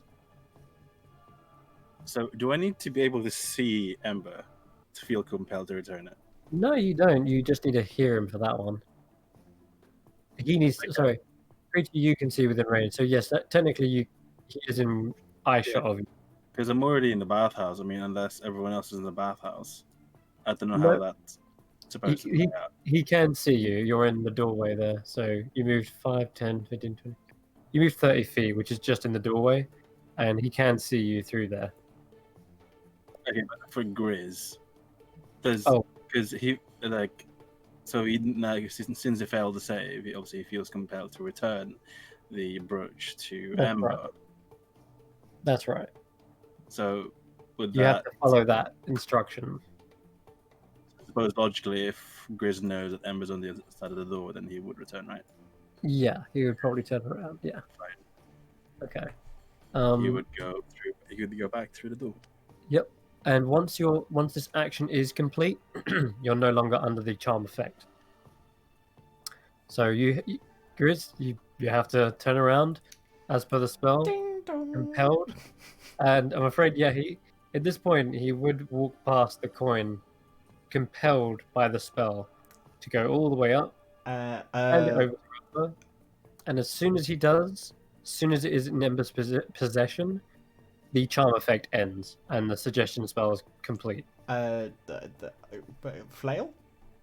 You're gonna, yeah, I guess so. Yeah, you can try that. Would he have it? Because if he's coming back to return it, would he have removed it from his loincloth? Grizz, I'll ask that one. I'll ask Marcus that one. I mean, I presume Grizz would wait until he's face to face with Ember and then take out the loincloth. Okay. Yeah, he's doing things like very autonomous like. So Okay. kind of goes up to Ember, then is about to pulls out the brooch. Okay, so the flail will go for the ghoulies again. All right, go for the Where I ghoulies. last saw. Gilly gotchas. Oh god. Filth. Oh, 7. Okay. This time you can make me a Constitution save, Chris.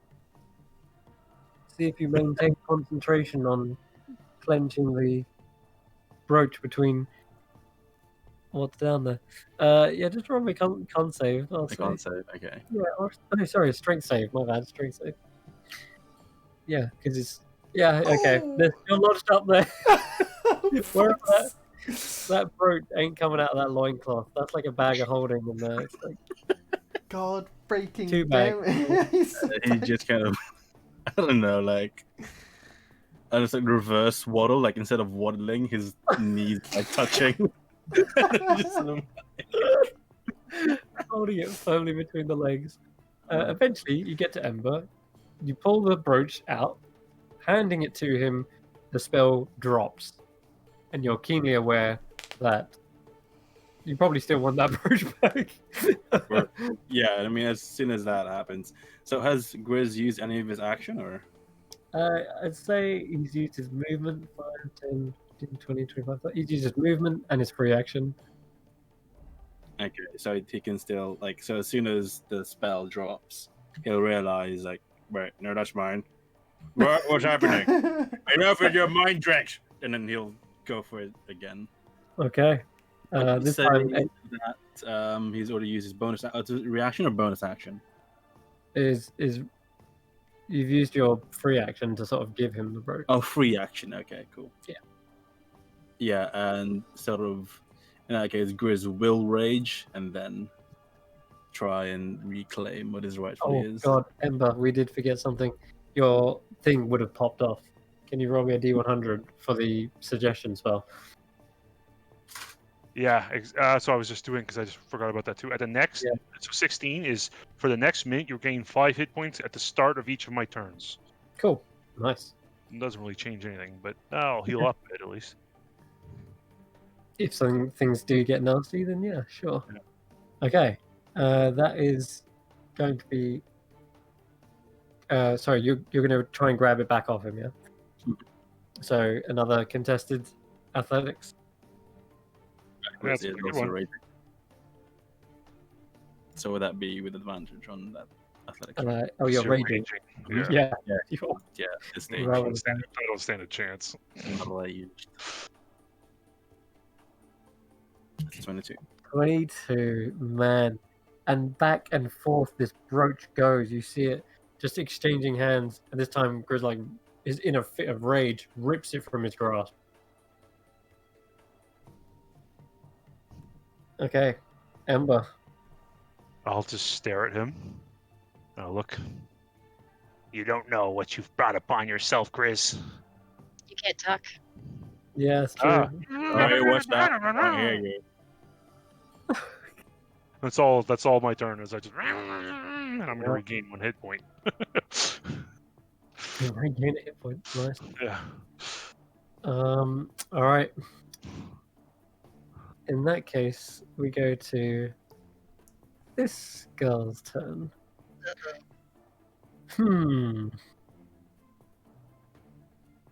This has certainly made my day.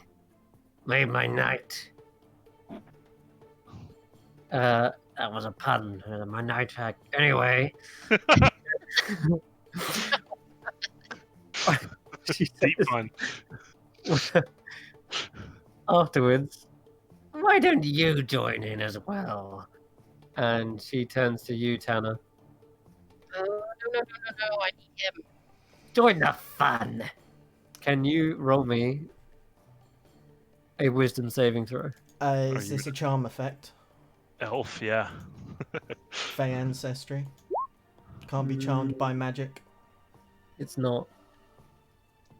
Oh, sorry, no, I have advantage on charms. It's not a charm. Oh, effect. it's not a charm. No. Huh? Okay, a wisdom save. Yeah, wisdom save 12. No, what does happen? is a fail. Fuck's sake. Yeah, so there is a moment when you kind of feel this effect taking hold rapidly, and a panic sets in.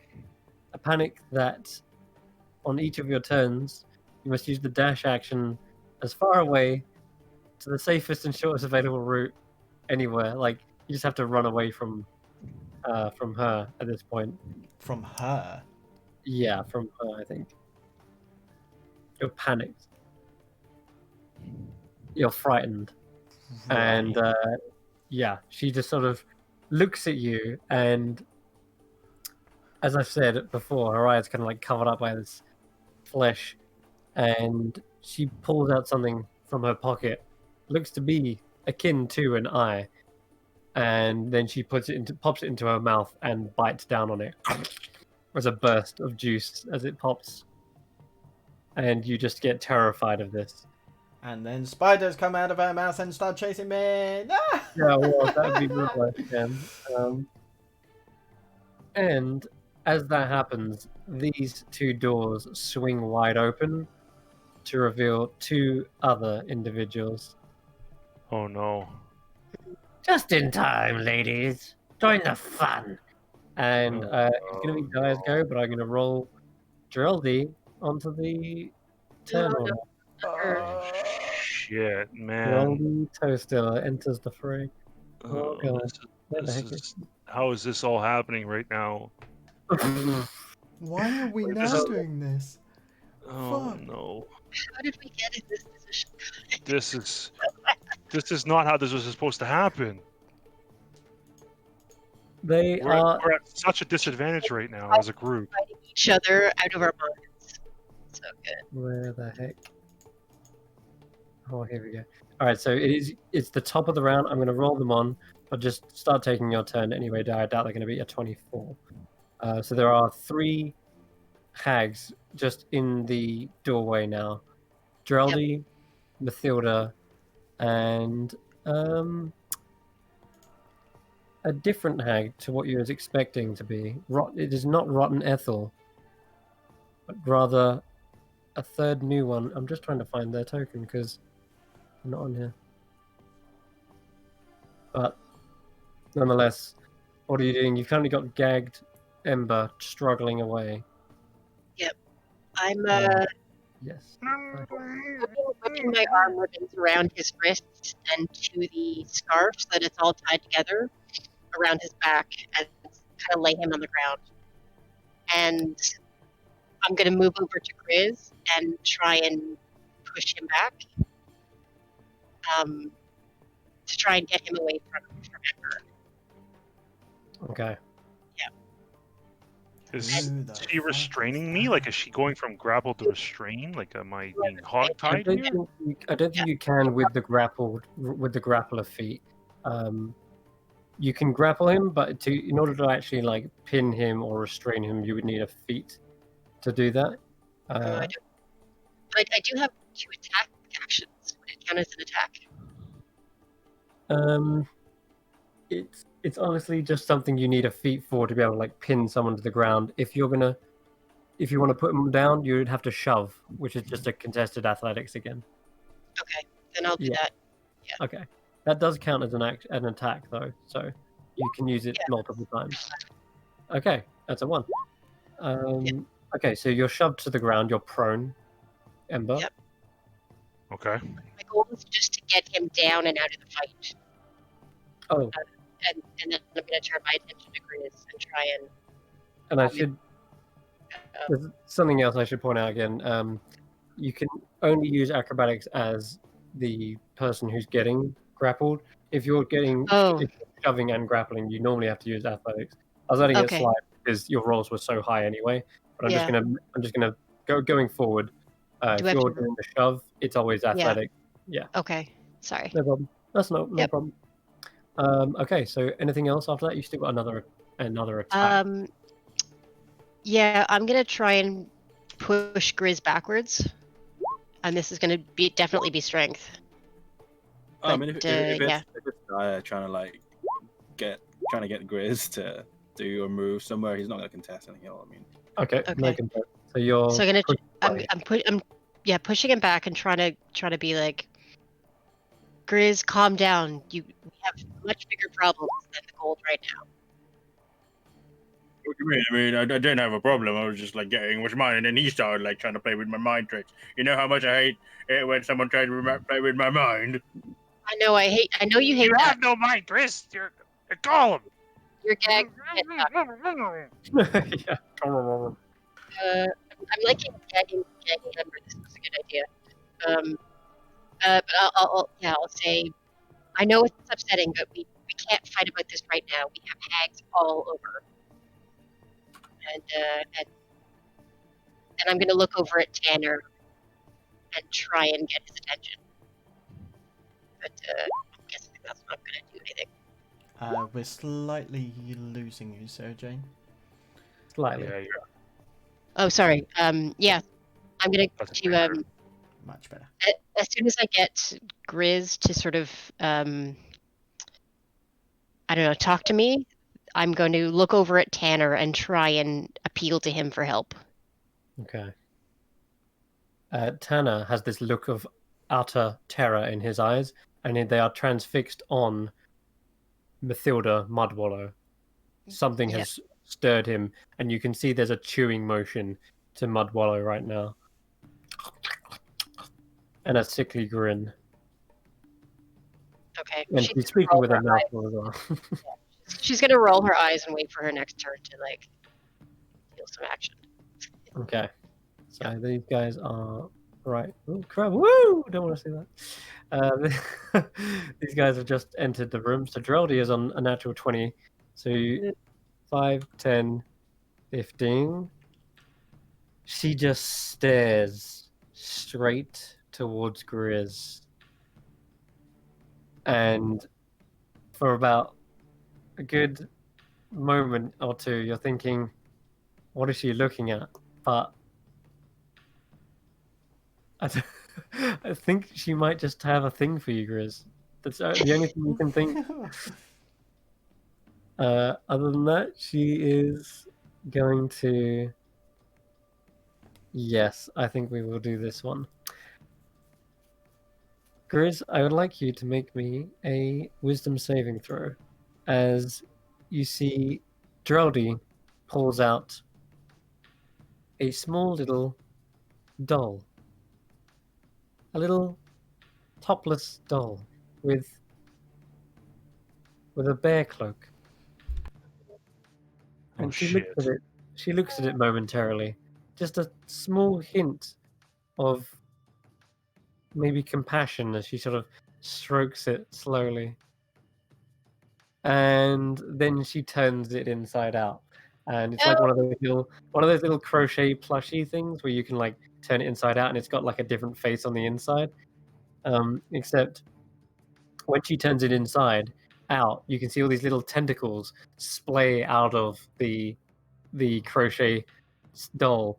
And now, Grizz, you've turned into a jellyfish. You are polymorphed. What? Yep. What the? Polymorph. What is going Why are they polymorphing him? Okay. And then What the Mathilda hell is turns. going on here? breathe? Mathilda turns and goes, Good one, Geraldi. Wait, what are you going to do with him? You're going to get a little fish tank, your pet for a while. and Geraldi just stares. She doesn't even reply. Oh, not talkative today. Fine. It is Hannah's go, and you must flee in fear. At the nearest available exit, please push your tray tables up to the upright position. Yeah. Your exits are here, here, and well, definitely not this one. This is going towards her. Well, But I'll let you. Tanner is just going to scramble for the nearest exit. Yeah, which is the bathhouse. Mm-hmm. All right. I'm afraid Tanner flees in fear after having just seen some eyeball chewing, freaking him out. I need to check the spell to see if you pass at the end of your turn. On each of your turns, you can use your action. Oh, sorry, no, that's me. There is no save. What? There must be. Oh, you've already failed the save. One creature wasn't save for the duration. It's like second edition, man. Once you fail the the save, duration. punishment. Yeah, for the duration. And what is said duration? Forever. A while. It's like, suggestion. If you don't pass, that's it. However, yeah, this can be worse timing for Tanner. You are running away in fear. I'm going to say you have to dash. So you get all the way over here, start running around the pool. I was going to say I'll probably just run back to the room. Okay. Suddenly, you can roll me a quick acrobatics check. Acrobatics? With disadvantage because slippery floor. Oh, that's all fine. I'm good at acrobatics. Yeah, sure. 3! Oh. You hear a voice. No running in pool. Yeah. And you suddenly slip and you slide into form. And you literally tackle him out, and you're both falling prone onto the ground. Spiders! Run!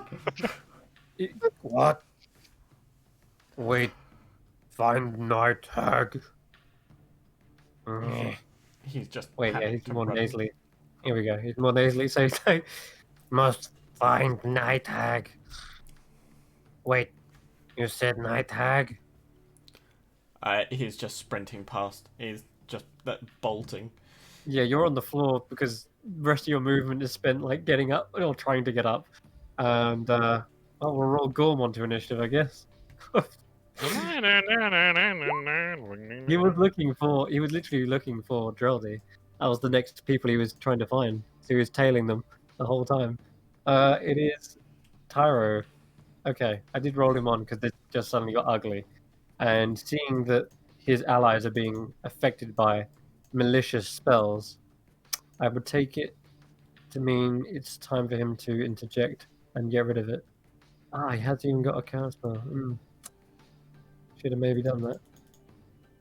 Oh well. Okay. Yeah, cheers for that, Tyro. He's got counterspell prepared, everyone. But it's not normally my position to control these players. All right, so I think he can do something though. Yeah, we're gonna try turning to the hags. And I think this might work. He's going to cast Tasha's Hideous Laughter on one of them. And it's going to be on Dreldy because if you become incapacitated, then you lose concentration. Yeah, I'm pretty sure you do. Let me check. Yes. So if this goes through, then we'll have Grizz back. So Dreldy is making a wisdom. Yeah, wisdom save. Okay. All right. See if I can help you guys out. Wisdom. Fail. Also, is there magic resistance in there? No. Okay. That's a fail. Yeah, that's a fail. Yeah. Yeah, it is. Okay. I don't want to argue with a fish. As Tyro, I guess, turns and says, you call that a pun? Well, I don't have a good one right now, but that's the joke, you see? Because I'm just freaking out. And he just casts a spell, and as quickly as he can, he's panicking almost as much as you are, Tanner. But he's targeted Dreldy. She immediately turns with her eyes fixated now on Tyro. And there's a moment when you start to see a smile stretch across her face, which if you can imagine that, turning into a smile that's even more terrifying.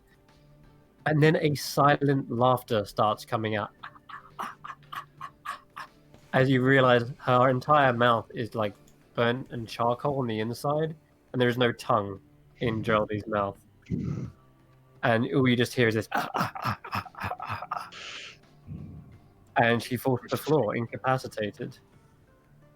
Grizz, your jellyfish form reverts back to muscle-bound and human-like. Grizz will look over himself like, "Ugh," and then he'll look over to Geraldine Toast Stealer. Be like, right, I've had enough of people messing with me. Oh, you think this is funny? Oh god, here we go. Rage. Oh no. Yeah, Oh, you no. are still raging, technically. This is gonna cross a gonna- threshold. Mm-hmm. Bring down on Toast Stealer twice. Okay. Hit it. Oh fuck. Tap that. Oh, miss. Yes, okay. Another one. Oh wait, yeah, it's still advantage by the way because she's on the floor. And 15 is actually a miss. Yeah, it's not gonna hit these guys. They are this is just rolling around on the floor so sporadically that you just strike into the ground. Then she rolls. Stop moving! I'm trying to hit you. Okay, that is your go, I think. No, that's it. Oof. All right. This This is getting violent. you see the third night hag finally step into the ring. This one hasn't been identified yet, their name at least, but doesn't stop her from joining in with everything that's going on. Oh boy. Yes, we're gonna cast that one. Cool.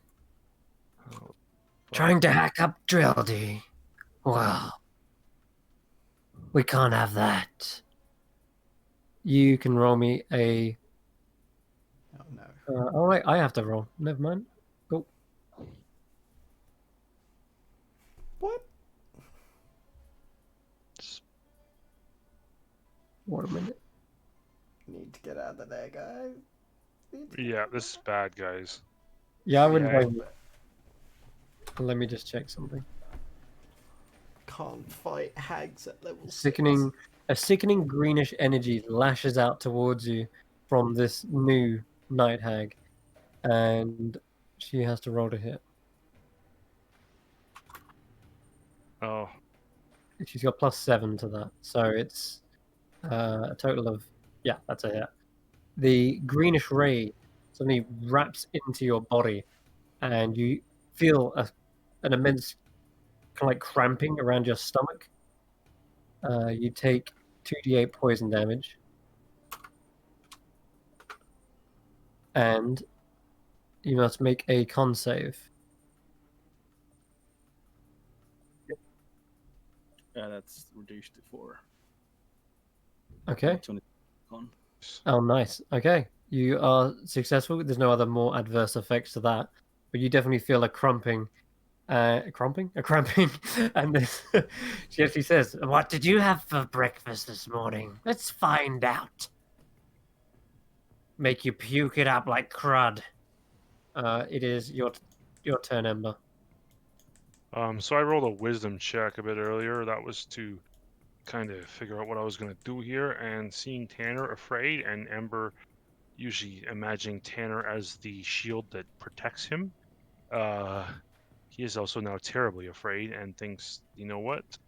Yeah, I'm magically compelled to really enjoy gold. I'm also compelled as a human being to not die. And Yeah, I'm going for to run sure. The gold fuck is a away. secondary. Yeah, Mhm. 5, 10, 15, 20, 25, 30, 35, 40, 45, so on and so forth out the door. Chris, can I ask one question? Yep. Would 14 have saved? A 14 against their spell save. Mm-hmm. Oh, because you have your aura, don't you? Mm-hmm. You mustn't forget that. Their save is actually. 1 second. I've now changed it on my actual It sheet. is it? DC 14, yeah. Mother. So okay. Don't forget that thing. All right. Tell you what. I'm just gonna say, you've ended it now because you shouldn't have been feared in the first place. So, but I'm not going to retcon any further. Just say that you are no longer feared. As you slip up on the ground, you crack your head a little bit, and Gorm says, "Night Hag, must find Night Hag." Unfortunately, I kind of based what I was doing off of that, so I ran away because I saw my paladin run away. Yeah, that's true. So if he runs, then I'm surely in danger. It's kind of Oh, for sure. Ember's mentality. Oh yeah, even without, sorry, even with Tanner, you're definitely in some sort of danger. Gorm helps you up as well. Tanner picks you up off the ground on his turn, and will start making his way with you. But Ember, is there anything else you would like to do, or are you dashing? I'm dashing, yeah, because I'm running away, and I'd probably just run up to where Gorm and Tanner are. I'd imagine if I can get that far. You can, but running in the bathhouse, acrobatics check. Okay. Nice little touch there, Chris. Nice touch. Don't run around pools, children. Listen to your lifeguard. There's good morals in this game. Very good definitely. morals. There's a lot of morals in this hut. Run, you woo! Ow. You go into the pool. It's just butt first into the pool. Splashes everywhere. Like you just cannonball. Ember's temper just drops just a little bit as some of his fiery energy is cooled off by the water. Cool off. Okay, it is Mathilda's go. And last, she was concentrating on eye bite, which means instead of using it on you, Tanner, she's gonna change it to someone else because she can do that. Like as an action, I choose another target. So, let's go with Tyro. Oh, I see. Ruining our fun in the corner. You should have stayed out of this, little gnome. And he is targeted with the same effect, wisdom save. I think he has advantage as well because it's a magical. Yeah, it is a magical effect. Okay. It's a different mode, by the way. It's still wisdom though. But there's 3 different choices. This one is a fail. Wait, and yet no. So he's not in range of your aura, which means he falls to the floor, unconscious. And you see the little owl kind of pecking at him, and you hear a slight snoring coming from him. Ah, there we go. All tuckered out. He looks so cute when he's sleeping. Wouldn't you say? And Toe Stealer is just still laughing on the floor. Wait, is that concentration? Tasha's. Let's find out because that might drop now. Most spells that incapacitate another target are con spells. Yeah. So probably. It is. Yeah. So then, in that case, Jodie is suddenly shook out of this, and her eyes suddenly stare up at you, and Mathilda says, "Oh, I should correct myself. It's Grizz who you watch sleep at night, isn't it?" Oh. No. Marcus, we have our target. Daya, it is your go. Set phasers to kill. Daya's face right now is just so stressed. Yeah, I can. Grizz and Ember apart, and now there's these 3 hags doing God knows what. She's going to run to Tyro, pick him up, and take him to the door to the pool. Gotcha. And just deposit him inside the door. How many feet? I have got, I think, 45 feet of movement. Yes. Yep. I'll say 5, 10, 15. No, 50 feet of movement, sorry. Yeah, okay. So you rush over to the door, You get Tyro as far out. You're trying to get him through and into the bathhouse, yeah? Into the bathhouse, yep. Okay, I'll drag him over there. Okay. And There's a little stool, there's a little bench you can put him on. yeah. You rest him on there. Do I have any movement left? Probably not. Probably not, unless you want to dash. You could, as a bonus action, dash though with key. Yes, I will spend a bonus action to dash back to Grizz. Or Okay. Okay, you get right up to Grizz. If you would like to be next to one of the hags, you can be there as well. It's yeah, I'll be next to one of the hags. Okay. And any actions? I really don't want to punch one of the hags. I just want to take him away. Which one is the okay? Yeah, I'm gonna swing a punch at Dreldy's head. Okay. And see if I can knock her out. She is still prone. She is prone? Okay, good. So that's a... now this is a magical strike now, because of my wholeness of my feet. That's a hit. 18 to hit? Yep. And 11 bludgeoning. 11 bludgeoning, alright. Punched right into the face as her expression has literally dropped from the laughter to this grimace. And yeah, you can see she's like kind of trying to get up and trying to get into your face. But you've still got an extra attack. Okay. I'm going to do the same thing again. One more punch. Nice. That's a hit. That's a hit. 11. Pop, pop. Pop, pop. Okay. That is a decent weapon, 22 points of damage, and she is already like bleeding around the gums from that strike, and she's getting to her feet now on her turn. Doesn't like to be the punching bag down on the floor. And nor does she like having been nearly chopped to pieces by Grizz. Mm-hmm. So, Grizz, we're going to deal with that. In fact, actually, we still have another slot for this. So yes, screw it. Another wisdom save. Doing it again. On Grizz. It's Okay. Re-polymorphed into... this time, she'll turn you into an eel. A slimy, wet eel suddenly falls to the ground, slithers around a bit, but it looks like it has Grizz's face for just a split second, and then it's a full animal by the looks. Weird. And she grabs a hold of it by the tail before it can slither away. She's going to try and pocket you. Let's see what happens. You know what? Actually, you can roll me a Slippery d20. eagle. Yeah, just roll me a d20, Grizz. Oh man. Oh no. This is And I'm going to roll... minus hand if that's I rolled that wrong.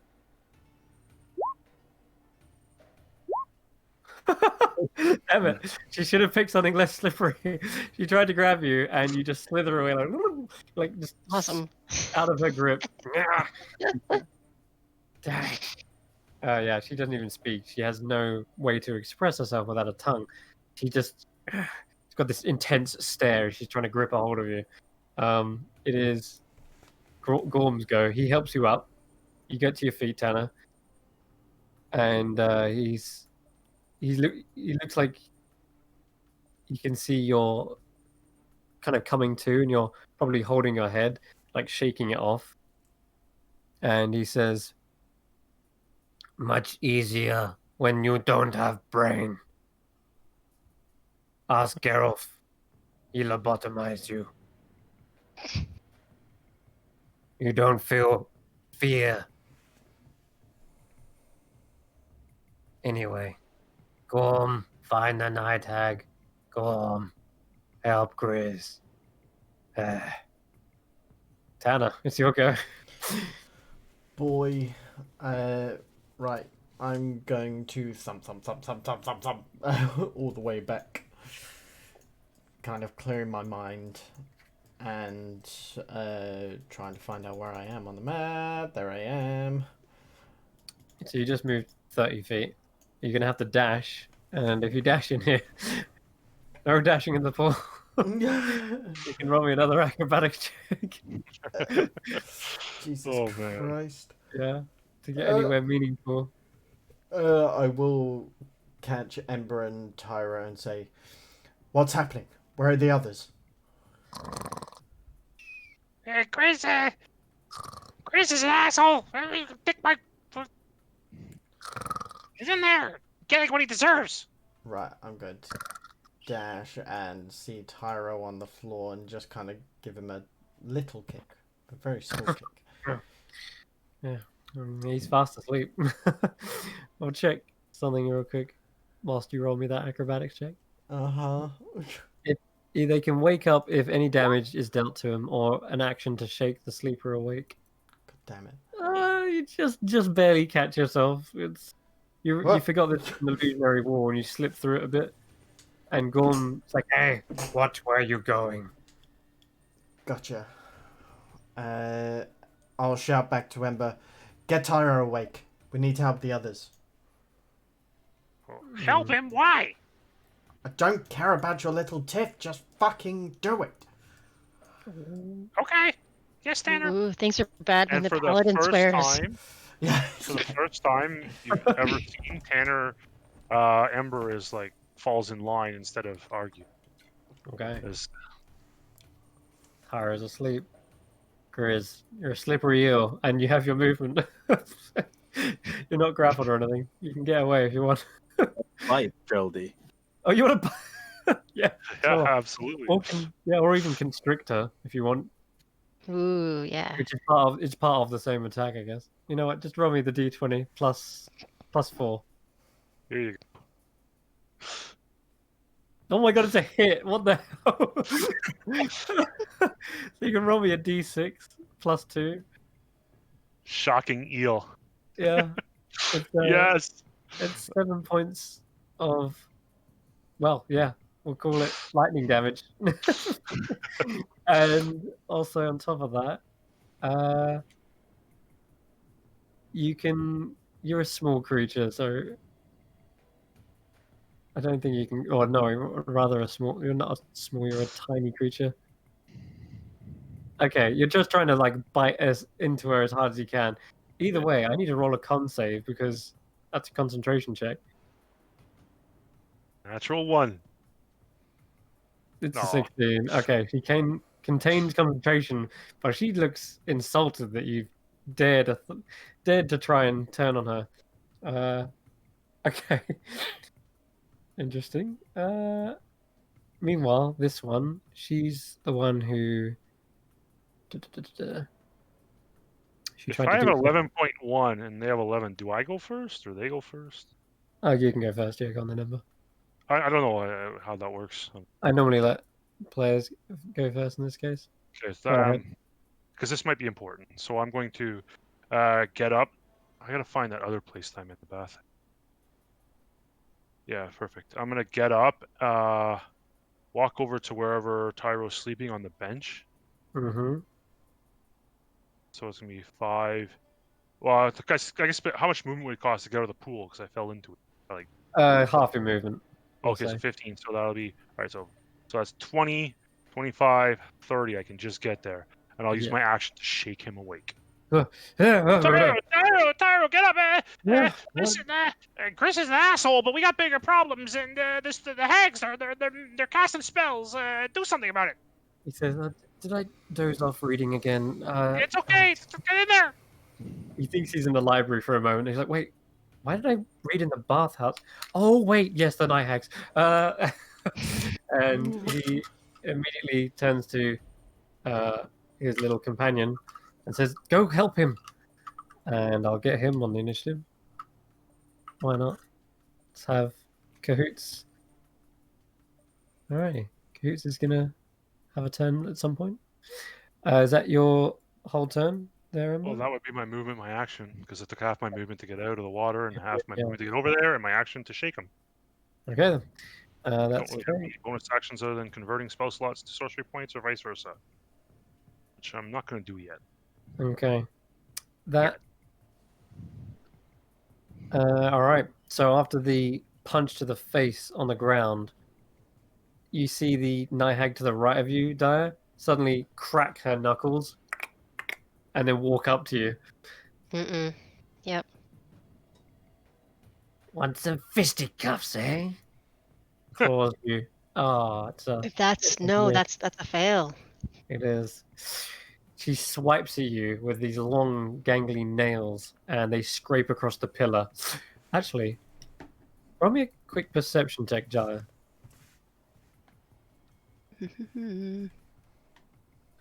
They go straight through the pillar. They don't even impact it. There's no scratch. You start to Straight through the realize this thing almost shimmers slightly. That pillar there is an illusion. Ooh, What's that all about? I don't know. That's interesting though. And as it shimmers, you see there is a hole in the floor. Ooh. Okay. Oh, That that's good to is- know. That's her go, actually, because she just wasted it just trying to do a simple swipe. She just wanted to get the revenge of hitting you back.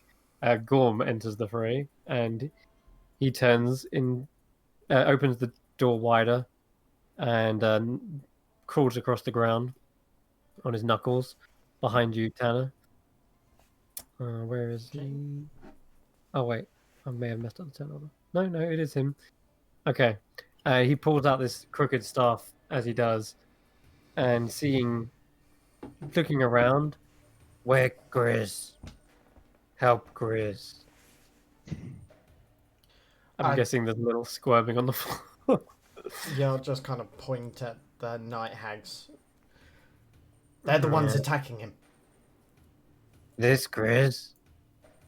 Yeah. What a hassle. Ah, He comes over to you, Grizz, and starts to try and grab a hold of you effectively. He's been ordered to help you, so in a way, well, let's think. Is he a smart zombie? Probably not. He's smarter than Snurk, he said. Oh, yeah, that's true. I'll give him advantage. I'll tell you what. He's going to do this instead. Whack. help Grizz.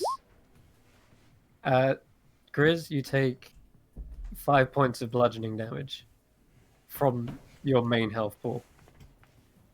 Because as he slams down his little crooked staff, you see it almost chops the eel in two, but instead of that happening, you see Grizz suddenly pop and back into a full-fledged barbarian in all of its glory. Yes. He has broken the polymorph by literally just hitting it. That was another way of breaking that. Awesome. Sweet. Toadstiller, you really should have picked something a little bit more robust. I would suggest a turtle. And she turns and starts to cast her own polymorph. Grizz, make me another wisdom save. Oh my Oh god. no, he's tortured. 12. It's a changed back into a turtle. Oh, Oh, my no. god. Aya, it's back to you. There, Kick- see? Daya kicks the turtle. I mean, it's not a bad idea. They're just toying with you, I swear. How big is the turtle? It is a medium-sized creature. What was it? Hold on, let me just check. Tall. What is that? Turtle. What's a medium size in turtle terms? Like the size of a loaf of bread, or the size of an apple? I've got to find the stat block because there is actually one for this. Okay. Oh, here we go. It is a. No, it's a medium-sized creature, so it's like the size of a large turtle, like a. What are they called? Like a giant tortoise? Yeah, we'll go with that. It's like a tortoise, yeah. Okay. I'm struggling to find the stat block. Which Which one was the witch that just cursed him? Was it Matilda or Drady? Yeah, that was It Mathilda. was Matilda. Matilda. Okay. Yep. I'm going to move over there and attack her. 2 attacks, both with the quarterstaff two-handed. Okay. 12 and 24. The 24 hits. Okay. 13 bludgeoning. I'm going to use a key point to flurry of blows. Okay. So maintain concentration on that. Another 2 hits. 19 and 26. Oh, I've still got advantage. Never mind. Sorry. 10 and 9. Yeah, I'm afraid they are misses. Unlucky. Okay. Yep. However, I do have another thing I can do. I can just find what the rules are.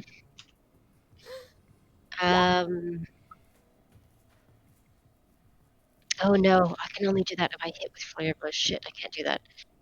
All right, that's all I can do. In terms of attacks. Right. What am I gonna do? Can I move? Should I move? No, I'm gonna stay where I am. Yeah. Okay. I couldn't find the stat block, so I'm just gonna go with something like. Oh man.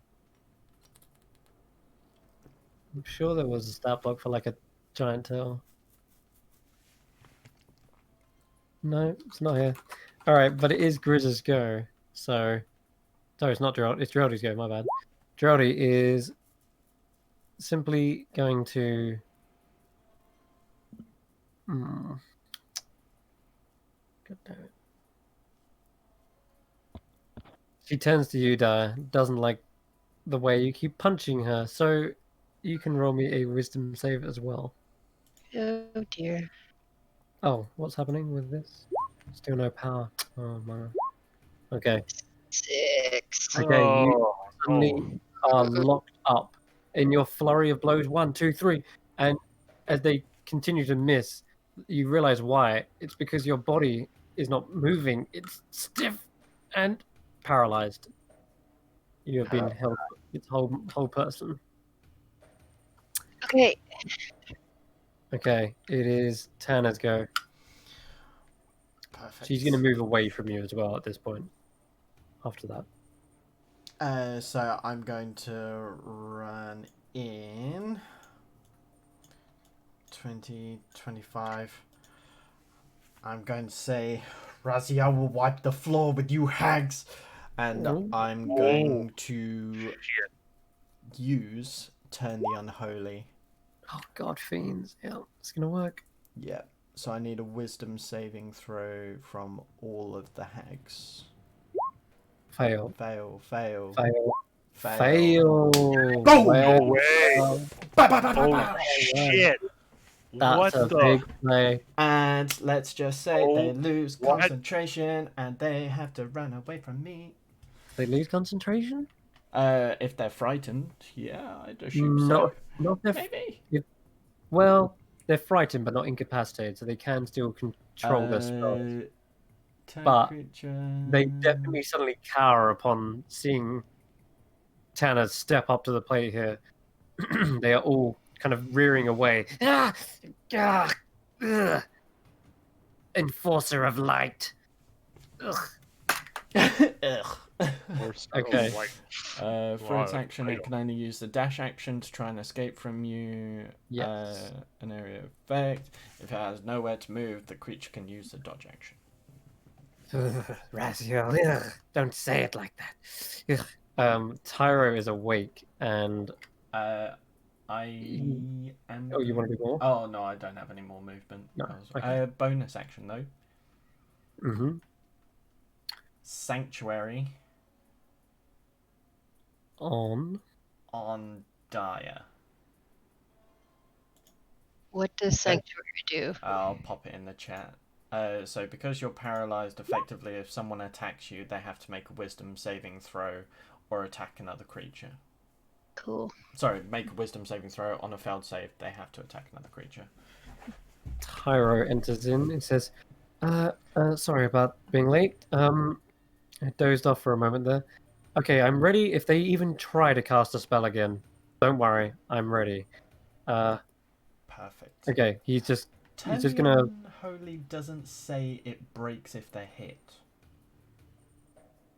Does it not? It does not. Cool.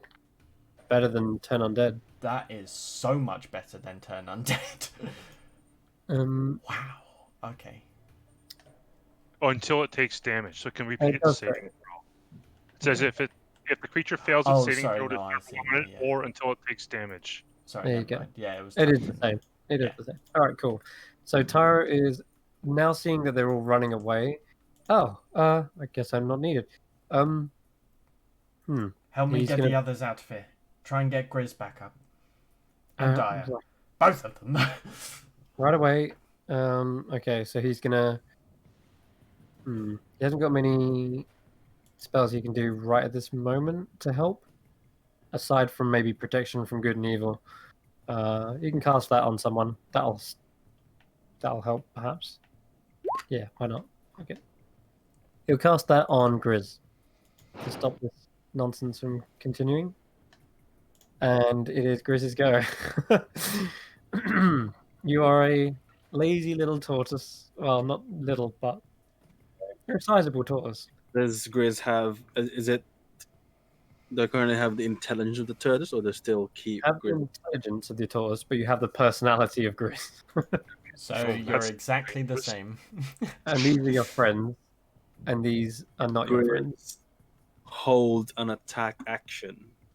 Okay. For when who was it again? Is it Grick? No, not Grick. Gorm turns him back into Grizz. Okay, all right. Sure. Ember. I'll come charging back into the room here. And I'm out to drag my token. I'll drag you. Yeah, I'll drag you. Okay, thank you. So I think it'd be about 15 feet to get into the room. And then 10. 10, okay. Yeah. And then seeing them start to have that look of fear, and like I've seen Tanner do this once before, so he would recognize what's happening and kind of look around, and then see Tanner and Dia. And I will. I'm just gonna haste one of them. I'm gonna. Tanner seems to be. No, Dia actually seems to be more. Well, she's stunned though, right? You see, if I'll haste Tanner then. If we just lay into one. Yeah. Seeing Tanner doing cool shit, I'm going to help him do cool shit and give him a haste. Nice. Okay. Focus on haste. AC, boy. And add my little Illuminati concentration business there, and no wild magic surge, thankfully. And I will focus on haste, and I'll move 10 feet back out into the bathhouse. You say no, say none, thankfully, but roll a... Well, you're the DM, yeah, you can make me do it. We'll I do can 20. I can make you still roll, yeah. And No one. okay, no, you're good. Oh, that should have been a D6 though. D6. Yeah. What's it? Oh, I won't ask questions. Okay, no problem. D6. No surge, no surge. Okay. I'm so curious, Chris. D6. Okay. Must be something with this room or something. I don't know. Okay, interesting. I will move 10 feet out so that I'm behind. I want to be out of visual range of the hags. Okay. Well, there's curtains here. You could try and line of sight behind. Yeah. Okay. Sure. I'll go back here. Okay. You kind of like duck behind the curtain and hide yourself. There is a look of fear, but it's gonna clearly burst through the doors, running top speed, 5, 10, 15 dashes, goes through another door and into the astral hall. That is its turn. Gorm. Help, Chris. Yeah. Okay, it hits, but there is no way he's killing a giant turtle's HP. Nope. This time, the turtle is so chunky in the health department, it doesn't just break in one. Giant turtle. Yeah, I think it's the giant turtle. I've tried many times to look up the block, but let's just trust me when I say it's got more than 6 HP in this case. Sweet. Okay. The Mathilda, she's obviously going to run as well. 5, 10, 15, 20.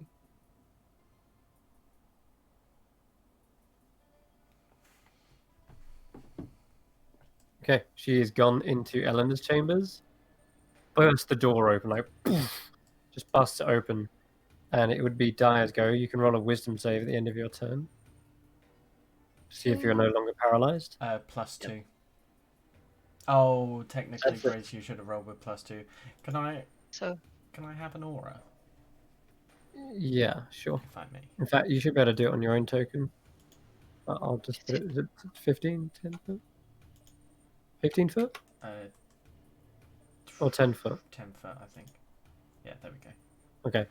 Died, you just make it with the benefit of Raziel's curse being lifted. You are now no longer paralyzed, but I'm afraid that is at the end of your go. Okay, yeah. Okay. And Jodie is the final one to make her escape. She backs up into the corner, realizing she can't actually get closer to that door. Sees her ally going into that other way, and there is another way Night Hag's can escape. And you've seen it before. Well, you may have not seen it before, Daya, but it suddenly all makes sense. As Daya begins to walk away, you hear her footsteps going off into the distance, and as she brushes away the curtain, she vanishes, pulling herself into some sort of other plane. Like, she pulls back the curtain, but she's not just pulling back the curtain to this chamber. It's like she's pulling back the curtain on the material plane, and you see this misty, grey realm beyond, and as she steps into it, she disappears. Ooh. And I think there's also a good point to end tonight's session, because we did run over to compensate for the late start. So the other two, they're out of line of sight. We'll see what happens next turn, but for now, the threat has been removed. And as that curtain kind of wafts aside again, you just see the golem holding the cauldron like it's cradling it like a baby. But the cauldron remains perfectly still. There is no bubbling. It is just a placid, watery surface. And that's where we'll end tonight's session. Holy shit, guys. What a clusterfuck. Yeah. Yep. Tanner MVP for that one. We would not have survived. Yeah, I'll go with that. Yeah, MVP Tanner just runs out. Flashbang through the door. Yeah. Wow, I am so sorry, Marcus. That's good, man. Kidding. That was those endurance. That was one of the best scenes I think we've had in this. I wish we had like followers or fans or whatever just for the fan art of all of that. The artwork. Yeah. Maybe not. Oh yeah. Man. I might need to That's poke definitely the highlight. Chris, wow, good job, man. Thanks for letting PvP happen, because that's always interesting. It is, and I thought, you guys seem like you know when it's crossing the line and when it's, okay. So normally I'd be like, no, but I think I trusted you guys. So anyway, I will sign off quick. So thanks very much for watching, and we'll see you next week, I guess. Bye. Just a quick sign. Wow. Quick one. Peace.